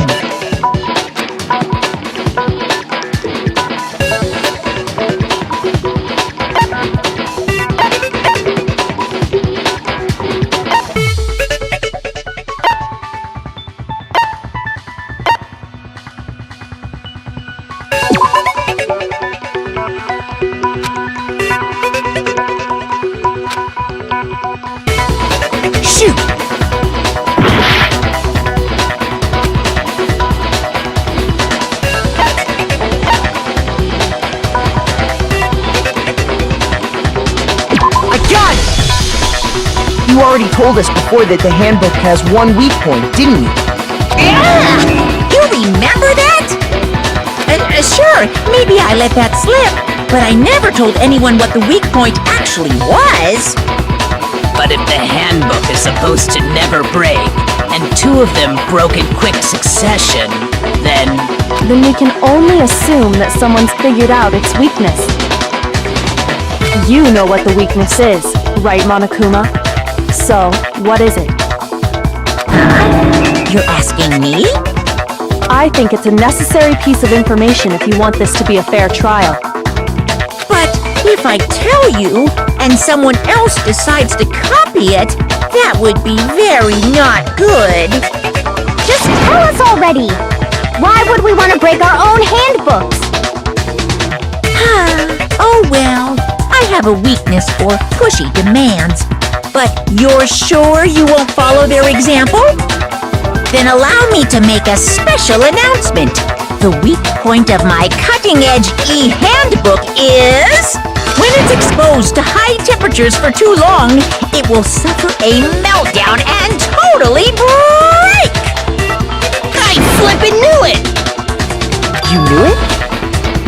Yeah, because I found the handbook laying on the floor of the sauna. The temperature in the sauna can reach over 200 degrees. Strange how you don't get burnt, huh? It's because as your sweat evaporates, it creates a cooling layer of air around your skin. If the hot air of the sauna were somehow pushed directly onto your skin, you'd definitely get fried. That layer of air would get blown away. That's why you may feel a burning when you move around. So when you're in a sauna, make sure to keep nice and still. Interesting. I learned one new fact today. That is a mere trifling speck of knowledge. Anyway, if you found the victim's handbook in the sauna, then the killer must have been purposely trying to raise its temperature in order to break it. meaning the culprit somehow knew its weakness. But how'd they find out? Monokuma said he didn't tell anyone, right? Indeed. Quite the mystery.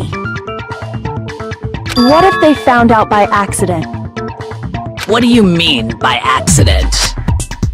What if the killer took their own handbook into the sauna, not knowing its weakness, and it broke? They'd realize it was broken, of course, and it wouldn't be hard to figure out why. And once they had Chihiro's handbook, they knew they had an easy way to dispose of it.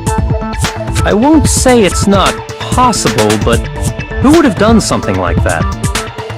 I don't know of anyone who took their handbook into the sauna. I might know someone who did. Whoa! Seriously? I think the one who may have taken their handbook into the sauna was...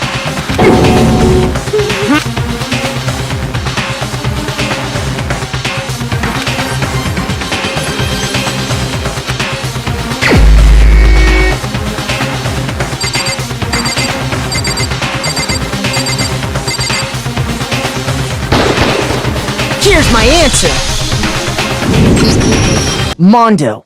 Your handbook got broken in the sauna, didn't it? What? Why?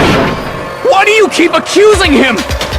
Mondo and Taka had an endurance contest in the sauna not too long ago, remember? And for the contest, Mondo just so happened to keep his school uniform on. But little did he realize, he'd also left his handbook in one of his uniform pockets. And when it was all over, Mondo discovered that taking your handbook into the sauna could easily destroy it. No, wait, hold on! You've got it all wrong!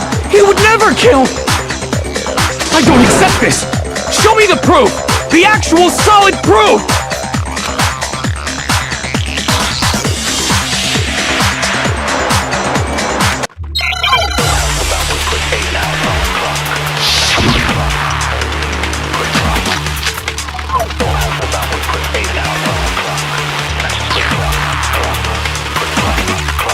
Let's test Makoto's assertion. If what he says is correct, then Mondo, you broke your own handbook. In other words, if Mondo's handbook is actually broken, then that proves...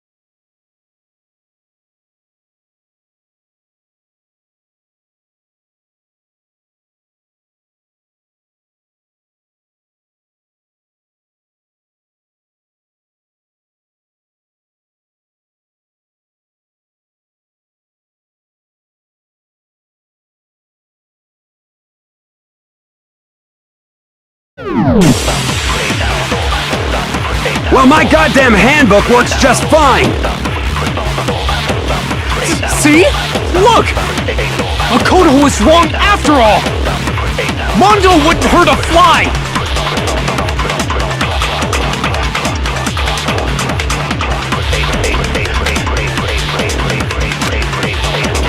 Let's test Makoto's assertion.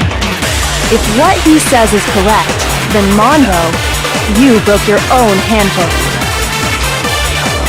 In other words, if Mondo's handbook is actually broken, then that proves that what Makoto said is right. Well, my goddamn handbook works just fine!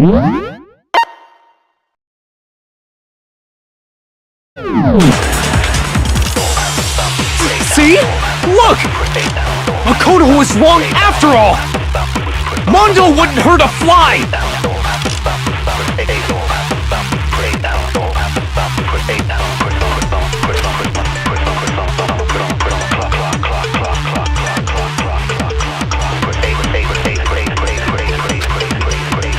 Let's test Makoto's assertion. If what he says is correct, then Mondo, you broke your own handbook. In other words, if Mondo's handbook is actually broken, then that proves that what Makoto said is right. Well, my goddamn handbook works just fine! See? Look! Makoto was wrong after all! Mondo wouldn't hurt a fly!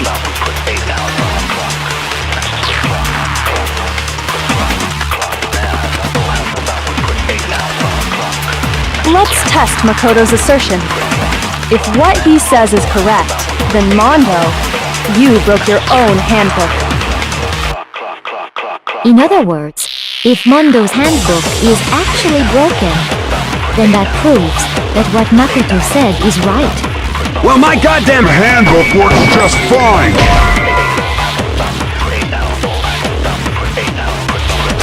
Shoot!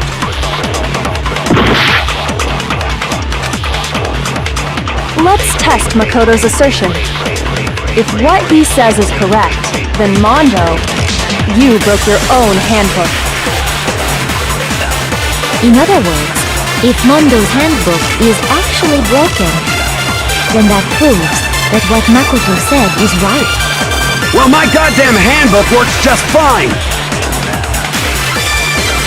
See? Look! Makoto was wrong after all! Mondo wouldn't hurt a fly!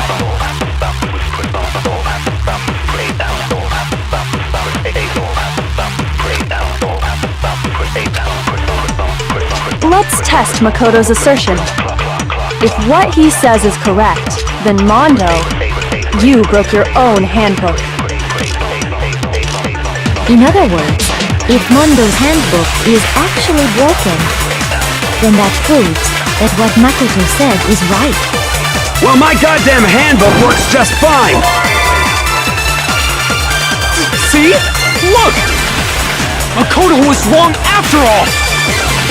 Mondo wouldn't hurt a fly!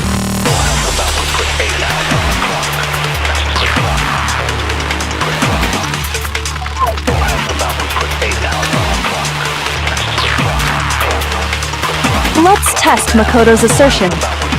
If what he says is correct, then Mondo, you broke your own handbook.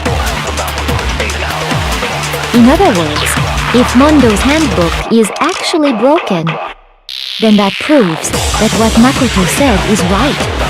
Well, my goddamn handbook works just fine!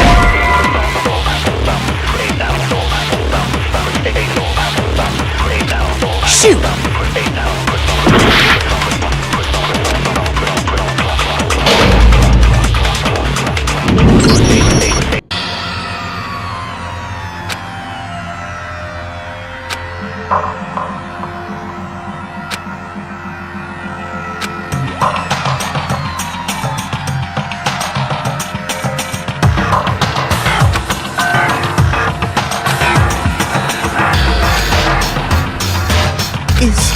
Is this really the end for all of us?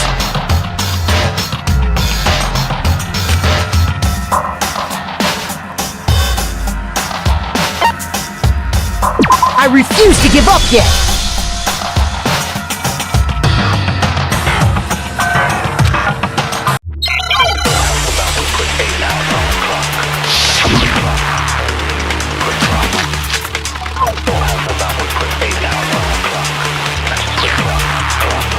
Let's test Makoto's assertion. If what he says is correct, then Mondo, you broke your own handbook. In other words, if Mondo's handbook is actually broken, then that proves that what Makoto said is right. Well, my goddamn handbook works just fine! See? Look! Makoto was wrong after all! Shoot! Let's test Makoto's assertion. If what he says is correct, then Mondo, you broke your own handbook.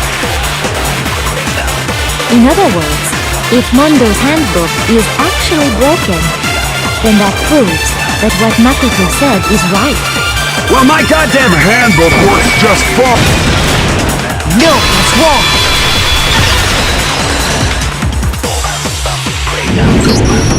Mondo, the handbook you have right now, is it really yours?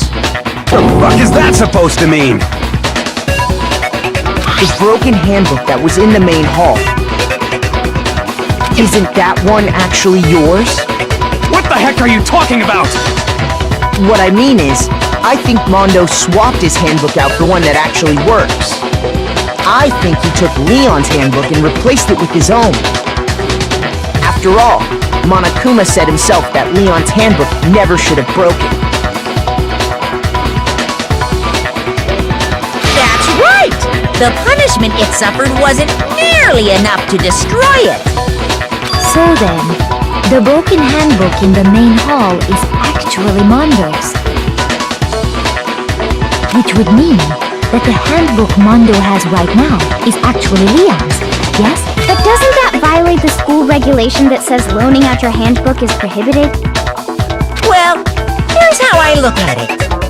There is a rule about loaning your handbook to another student, but if they're dead, they're not a student.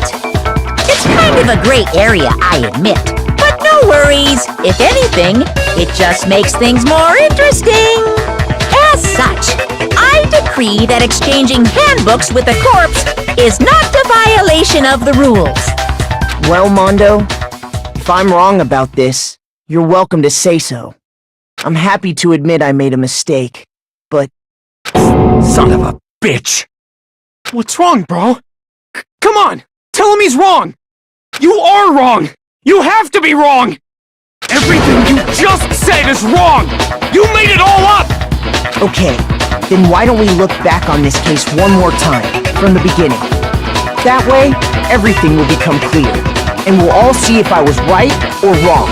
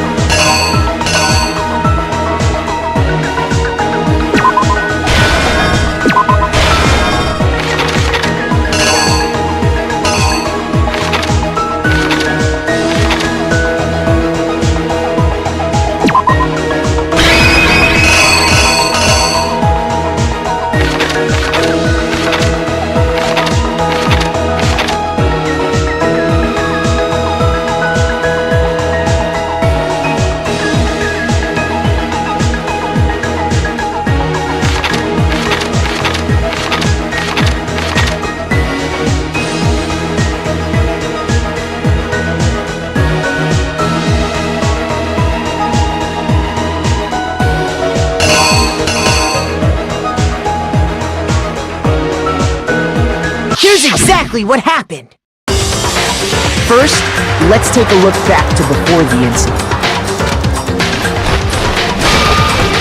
Last night, Celeste saw Chihiro in the warehouse, correct? At the time, she was apparently stuffing something into a duffel bag. That something was a blue tracksuit. You can confirm this, right, Celeste?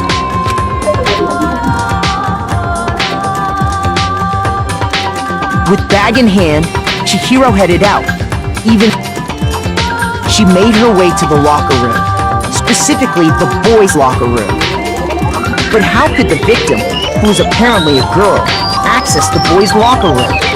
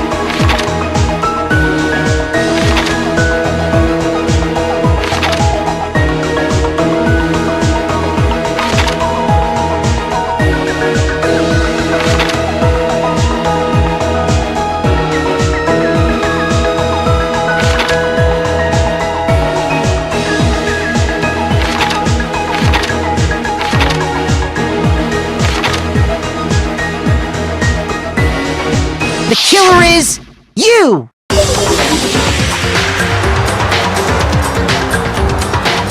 With bag in hand, Chihiro headed out, even though it was officially nighttime. She made her way to the locker room, specifically the boys' locker room. But how could the victim, who was apparently a girl, access the boys' locker room? Simple. Because she was really a he, which is why he was able to use his own e-handbook to gain entrance to the boys' locker room. Once inside, he met with someone there, and the person he met was the one who killed him.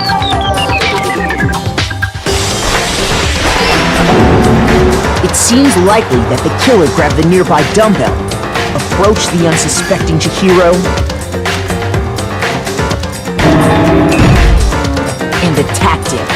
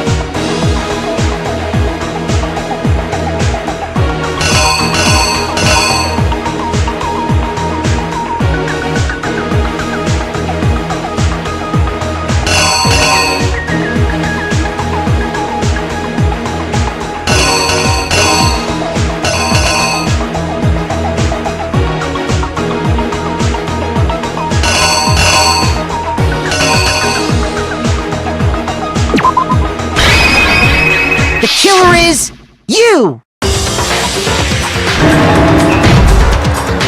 And attacked it.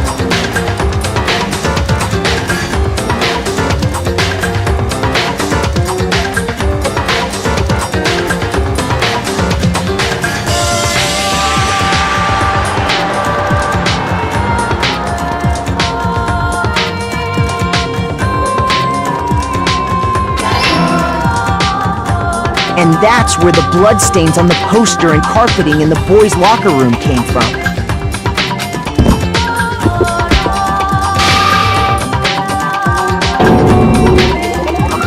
It was likely in the heat of the moment. The body was arranged, but the murder itself felt unplanned.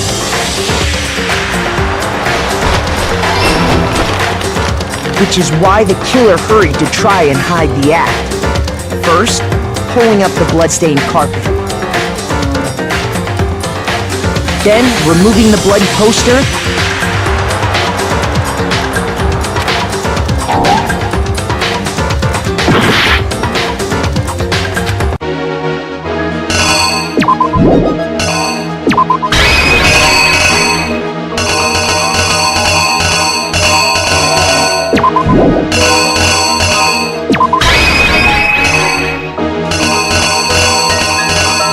Here's exactly what happened! Which is why the killer hurried to try and hide the act. First, pulling up the bloodstained carpet. Then, removing the bloody poster.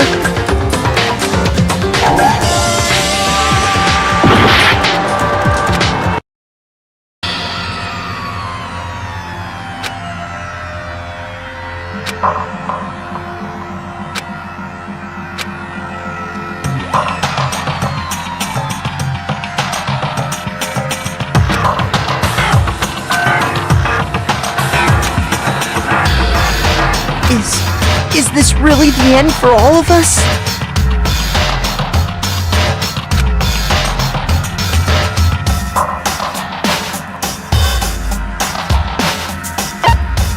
I refuse to give up yet!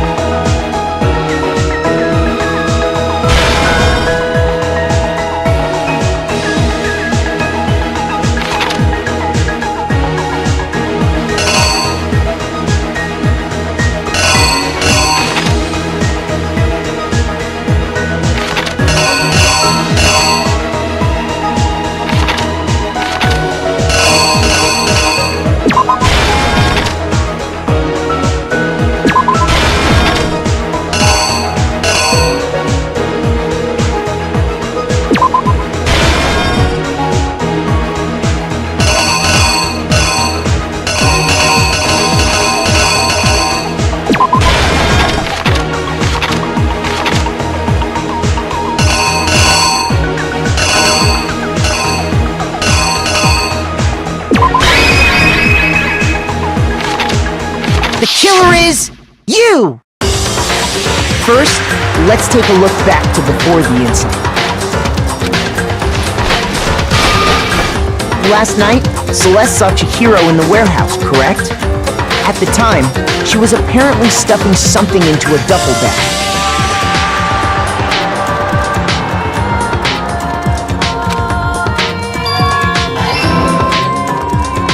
That something was a blue tracksuit. You can confirm this, right, Celeste?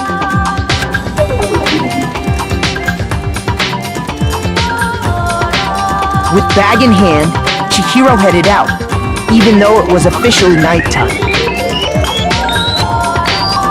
She made her way to the locker room, specifically the boys' locker room. But how could the victim, who was apparently a girl, access the boys' locker room?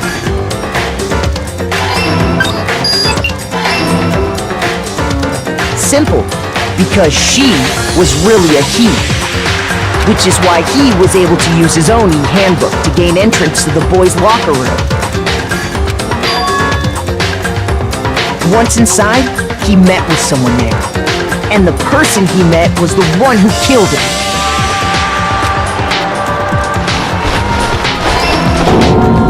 It seems likely that the killer grabbed the nearby dumbbell, approached the unsuspecting Chihiro,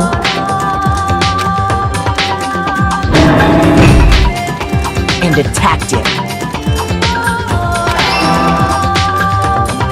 And that's where the bloodstains on the poster and carpeting in the boys' locker room came from.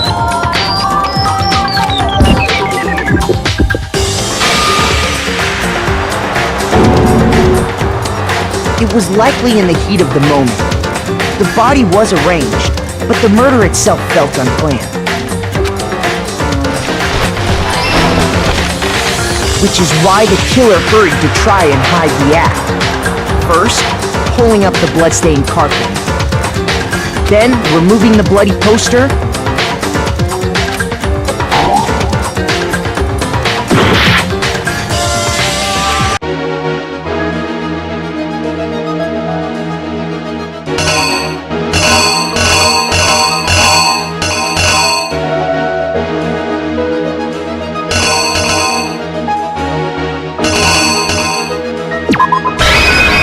Exactly what happened. Which is why the killer hurried to try and hide the act. First, pulling up the bloodstained carpet. Then, removing the bloody poster.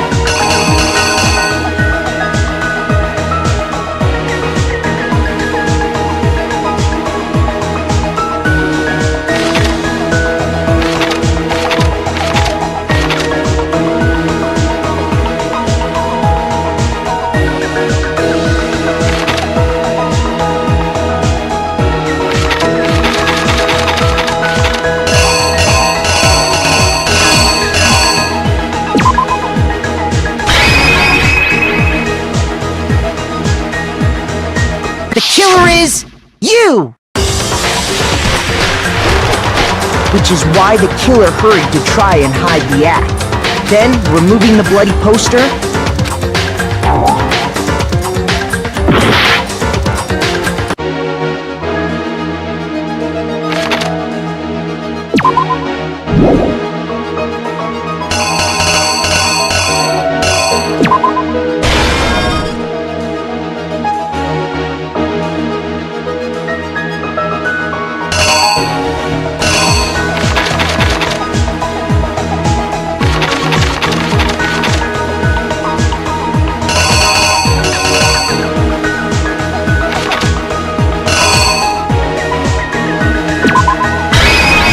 Exactly what happened. Which is why the killer hurried to try and hide the act. Then, removing the bloody poster. and finally carrying the corpse into the girls' locker room.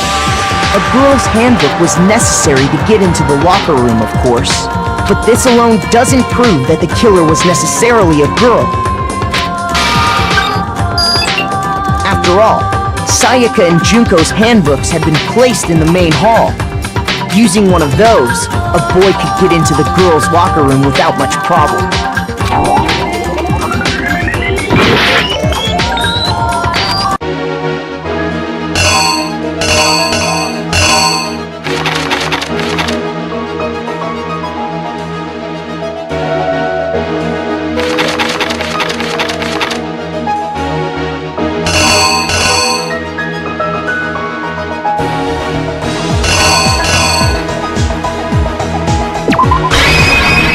The killer is you! After all, Sayaka and Junko's handbooks had been placed in the main hall. Using one of those, a boy could get into the girls' locker room without much problem. And that's exactly how the killer did it. With the carpet and the poster they brought with them, they got to work. They changed the layout of the boys' and girls' locker room in what you might call a crime scene switch.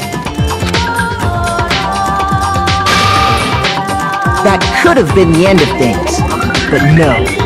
Byakuya discovered the body and decided to intervene in the situation, making things even more complicated.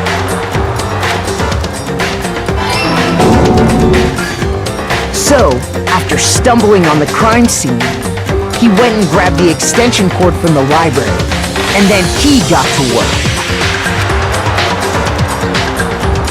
He used the cord to string up Chihiro's lifeless body.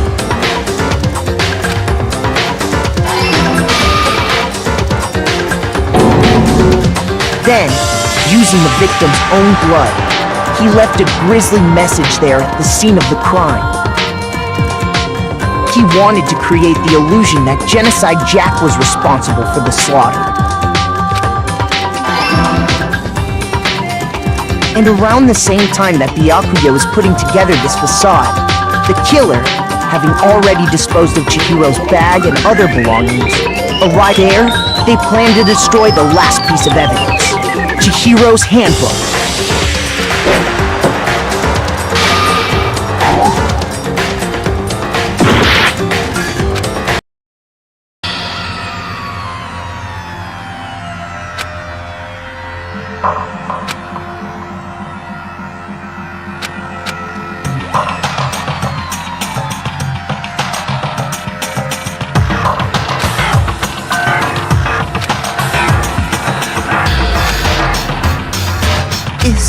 Is this really the end for all of us?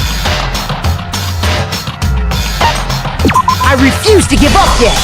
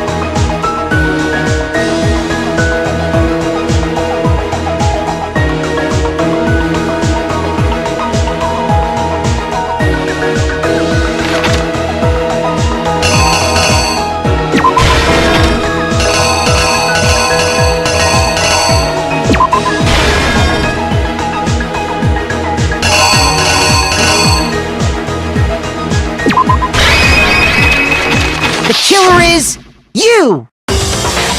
first, let's take a look back to before the incident.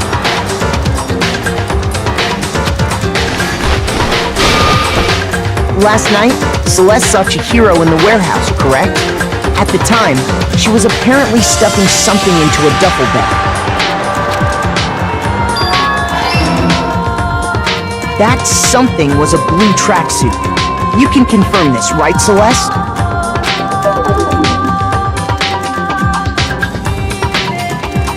With bag in hand, Chihiro headed out, even though it was officially nighttime. She made her way to the locker room, specifically the boys' locker room. But how could the victim, who is apparently a girl, access the boys' locker room?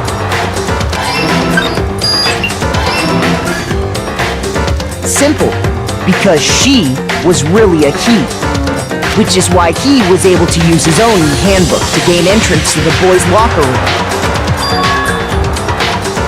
Once inside, he met with someone there, and the person he met was the one who killed him.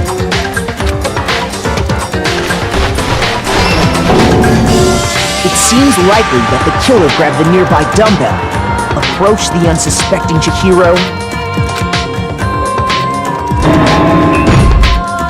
and attacked him. And that's where the bloodstains on the poster and carpeting in the boys' locker room came from.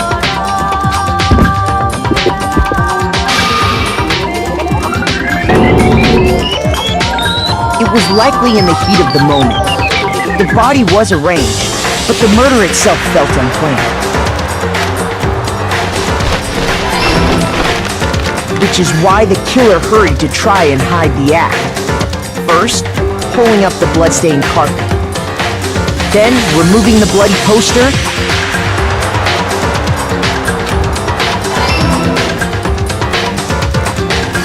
And finally carrying the corpse into the girls' locker room. A girl's handbook was necessary to get into the locker room, of course, but this alone doesn't prove that the killer was necessarily a girl. After all, Sayaka and Junko's handbooks had been placed in the main hall. Using one of those, a boy could get into the girls' locker room without much problem. And that's exactly how the killer did it. With the carpet and the poster they brought with them, they got to work.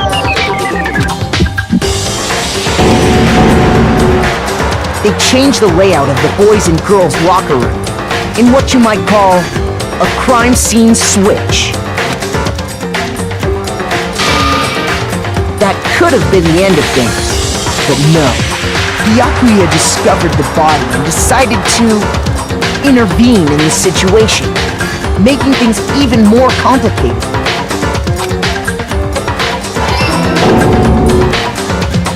So, after stumbling on the crime scene, he went and grabbed the extension cord from the library, and then he got to work. He used the cord to string up Chihiro's lifeless body.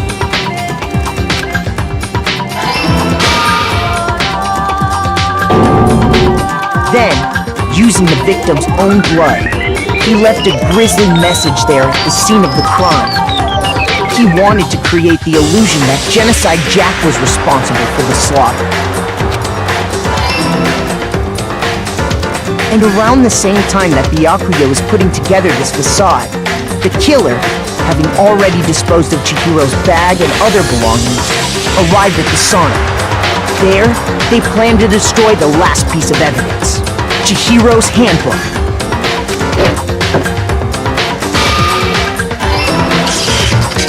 And just as the killer expected, the steam sauna was enough to ruin the electronic gadget. Somehow, the killer knew that the handbook couldn't stand up to the heat of the sauna. And the reason they knew that is because the sauna had already wrecked their own handbook. And that's how it all played out. Isn't that right, Mondo Owada?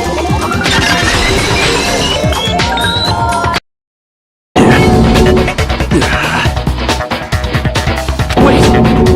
No! This can't be right! Where's your evidence? Where's your evidence? You need evidence! You need proof!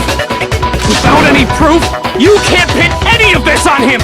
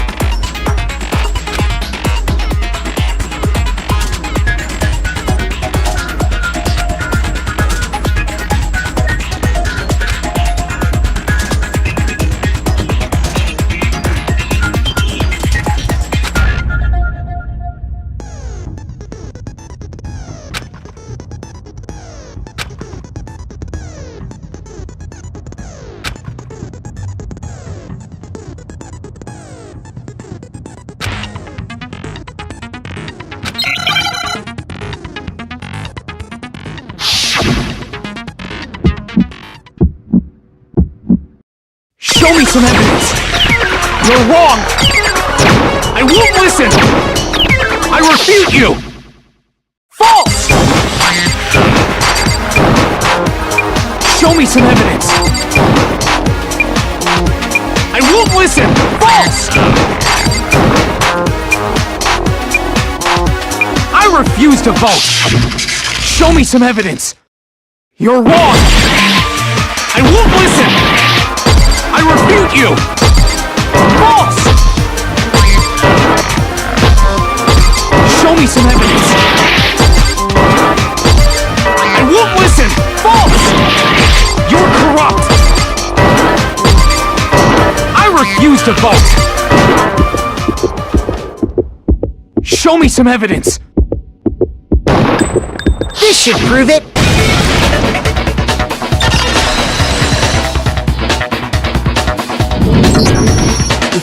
Thinking so far is right,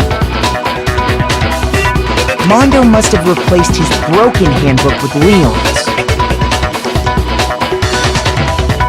In which case, we can just check each of our handbooks right now. Once we do that, we'll... We don't gotta do that. Huh? Yeah. I did it. I killed him.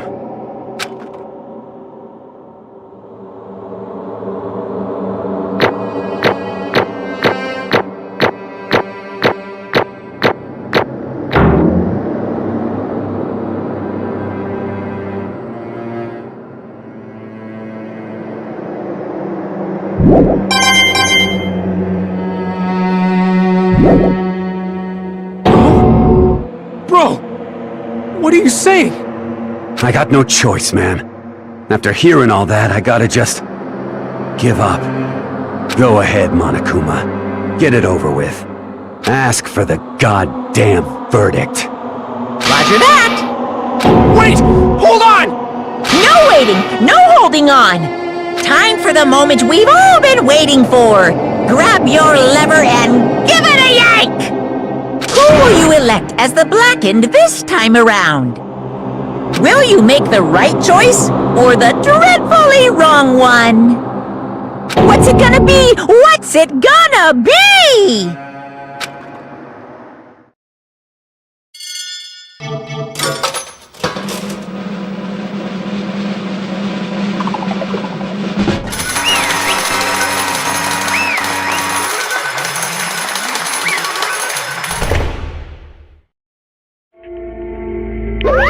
What?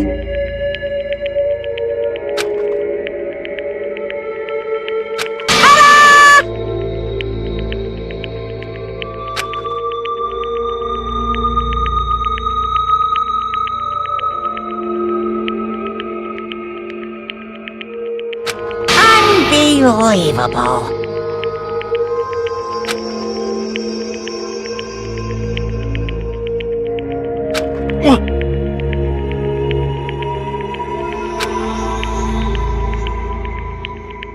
Sorry. What is this?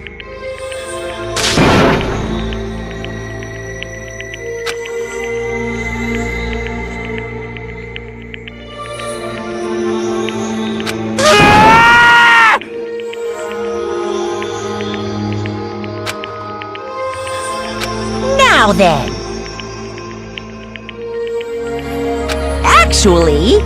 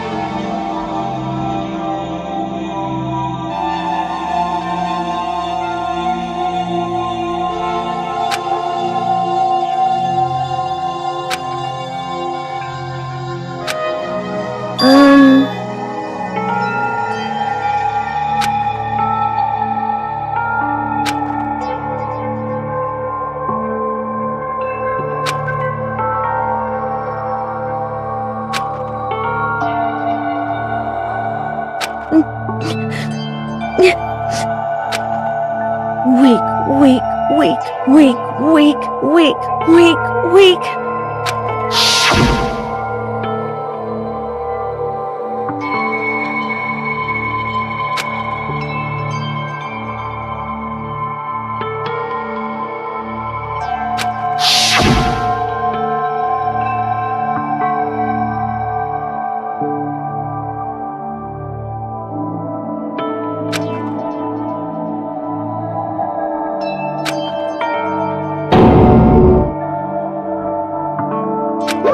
Hey,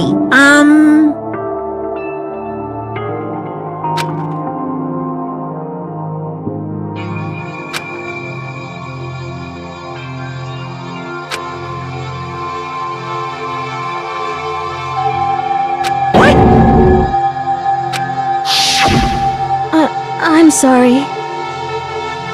But...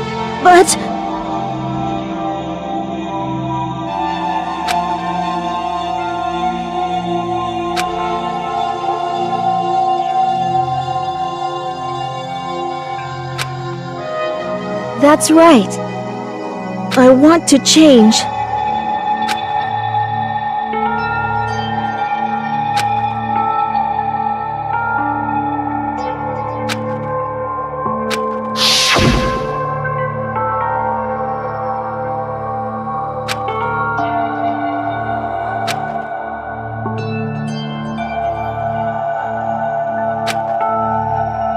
Hey,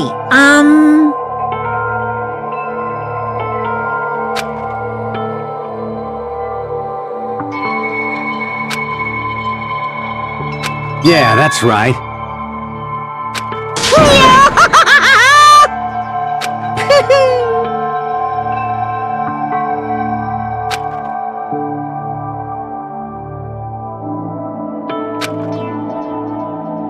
Uh-huh.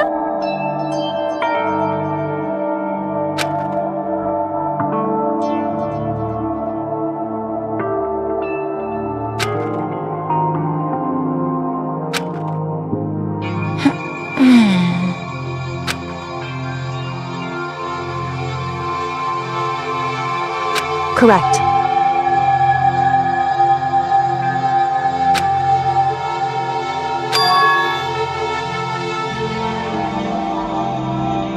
Indeed. Certainly.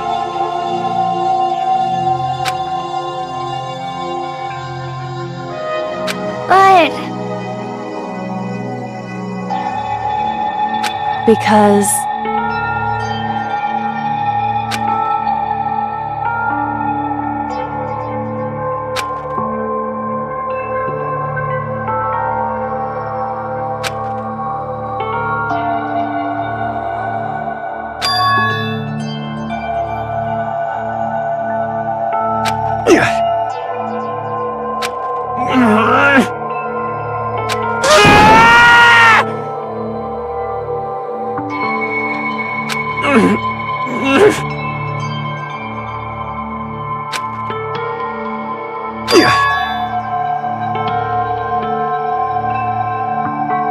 I knew it.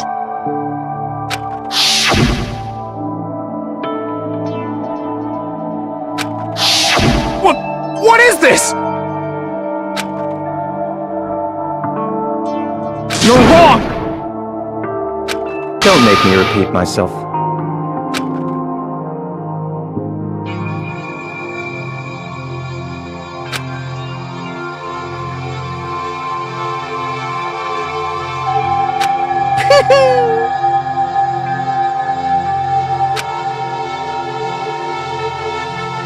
Hey,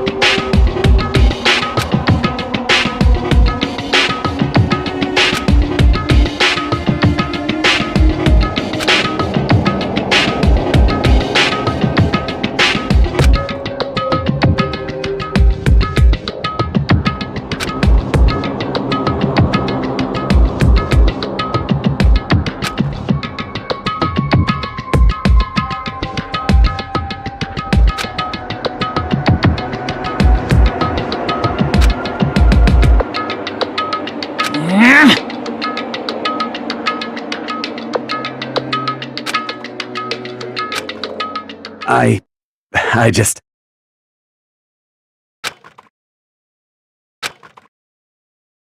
Don't fuck with me!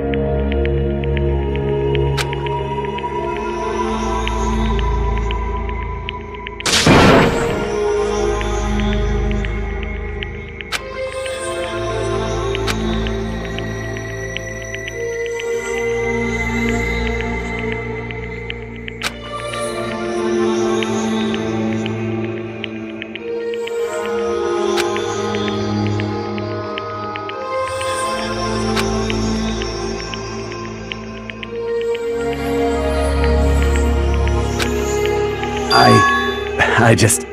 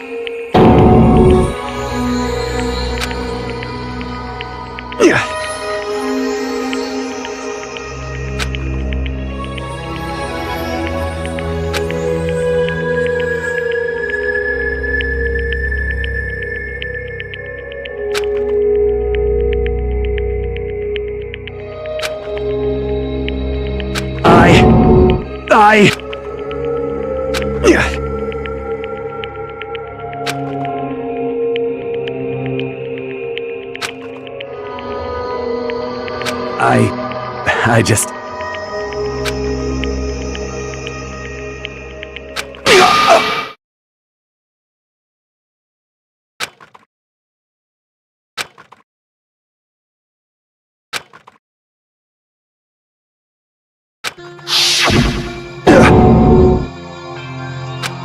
I'm sorry.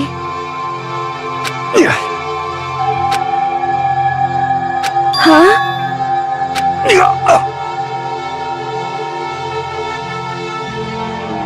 But I want to change.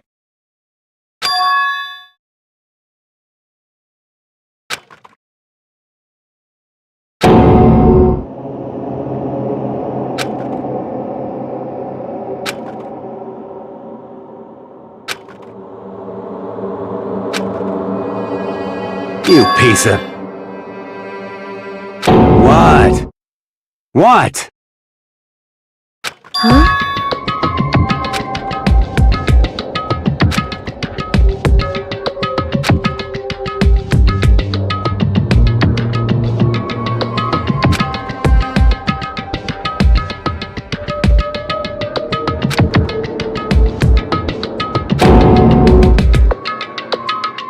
What?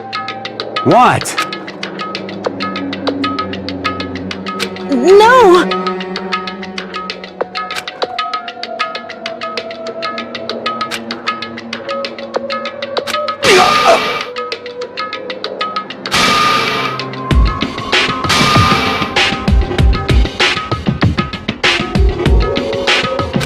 What's wrong? Damn you! I just wanted to... Yeah, that's right.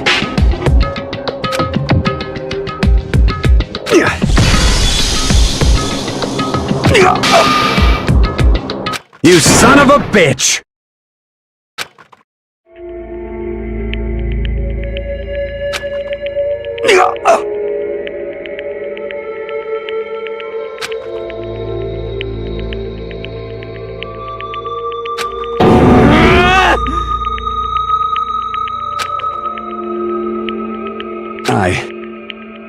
I killed Chihiro. Even after all this time, I'm still just as weak as I've always been. And thanks to that, I did something I can never take back.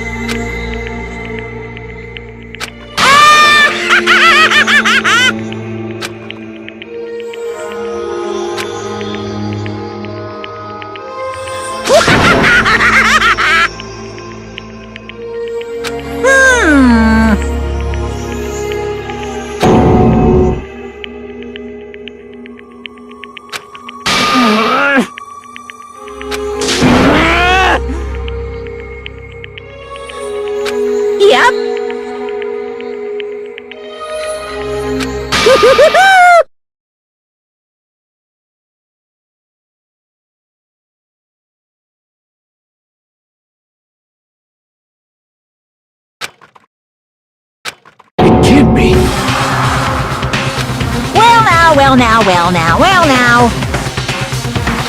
Ridiculous! Now then, I prepared a very special punishment!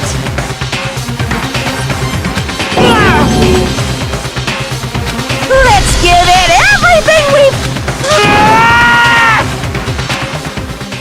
Sorry, man. I couldn't keep the promise we made. From one man to another.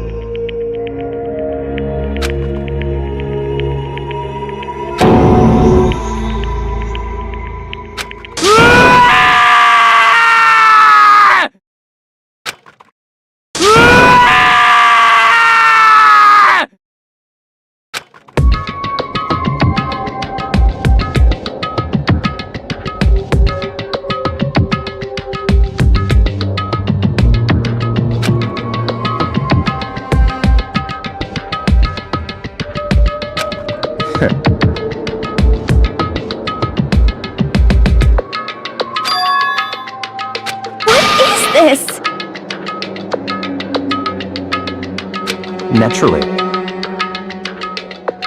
Hey. However, What?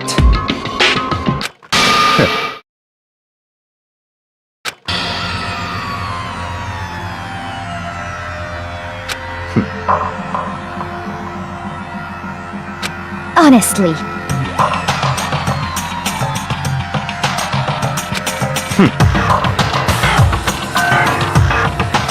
There is nothing to be done.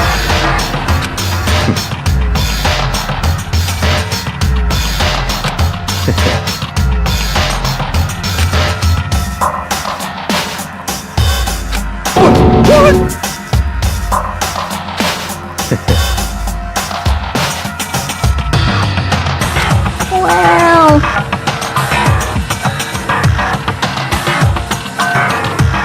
That's right.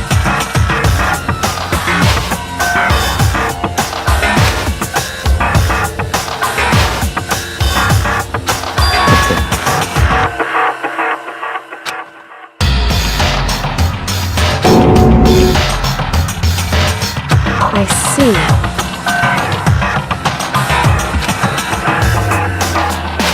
But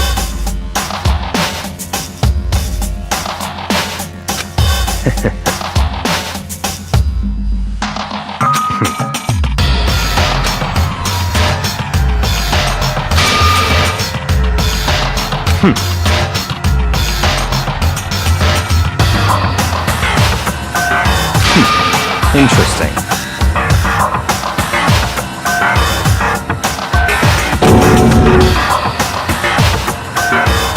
Correct.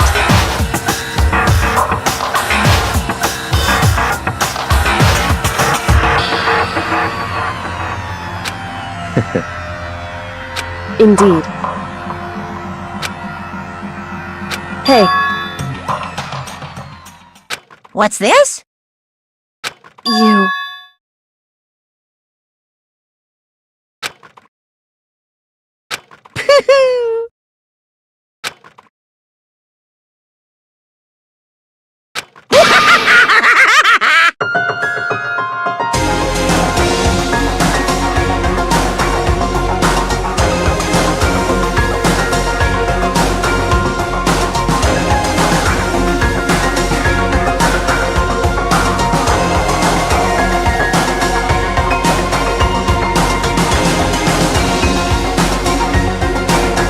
What?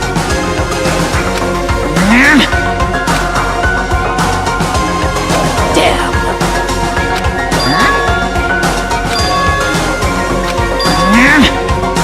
What the heck? Damn it!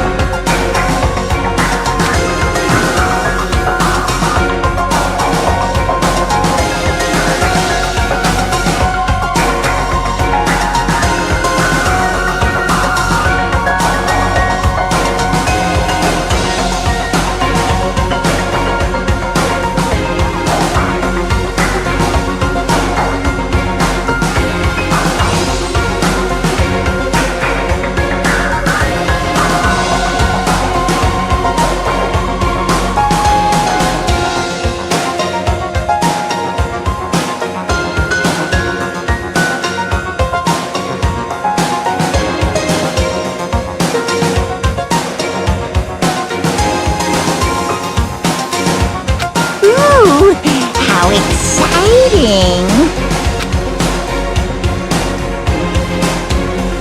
That's enough.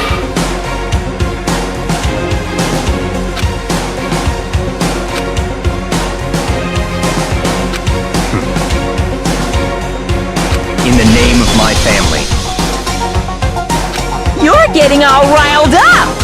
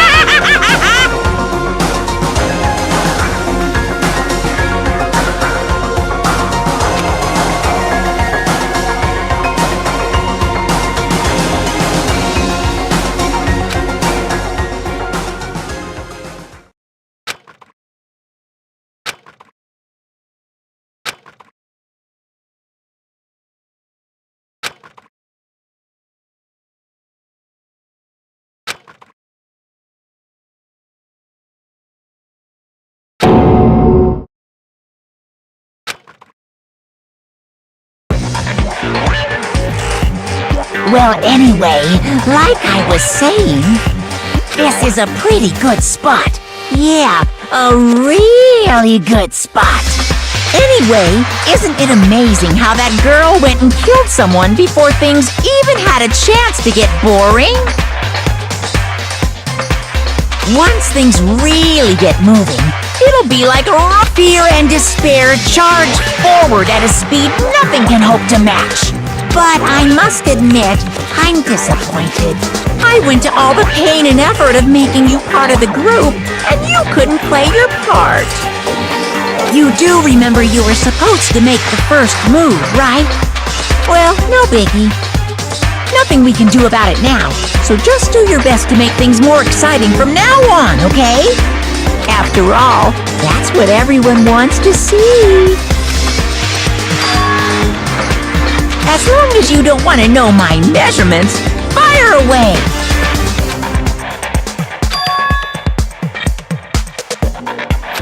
Ooh.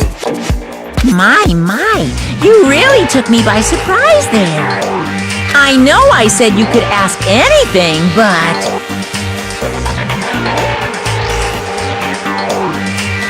Super denied, ultra denied, demonic denied! Because you see, that's my ace in the hole.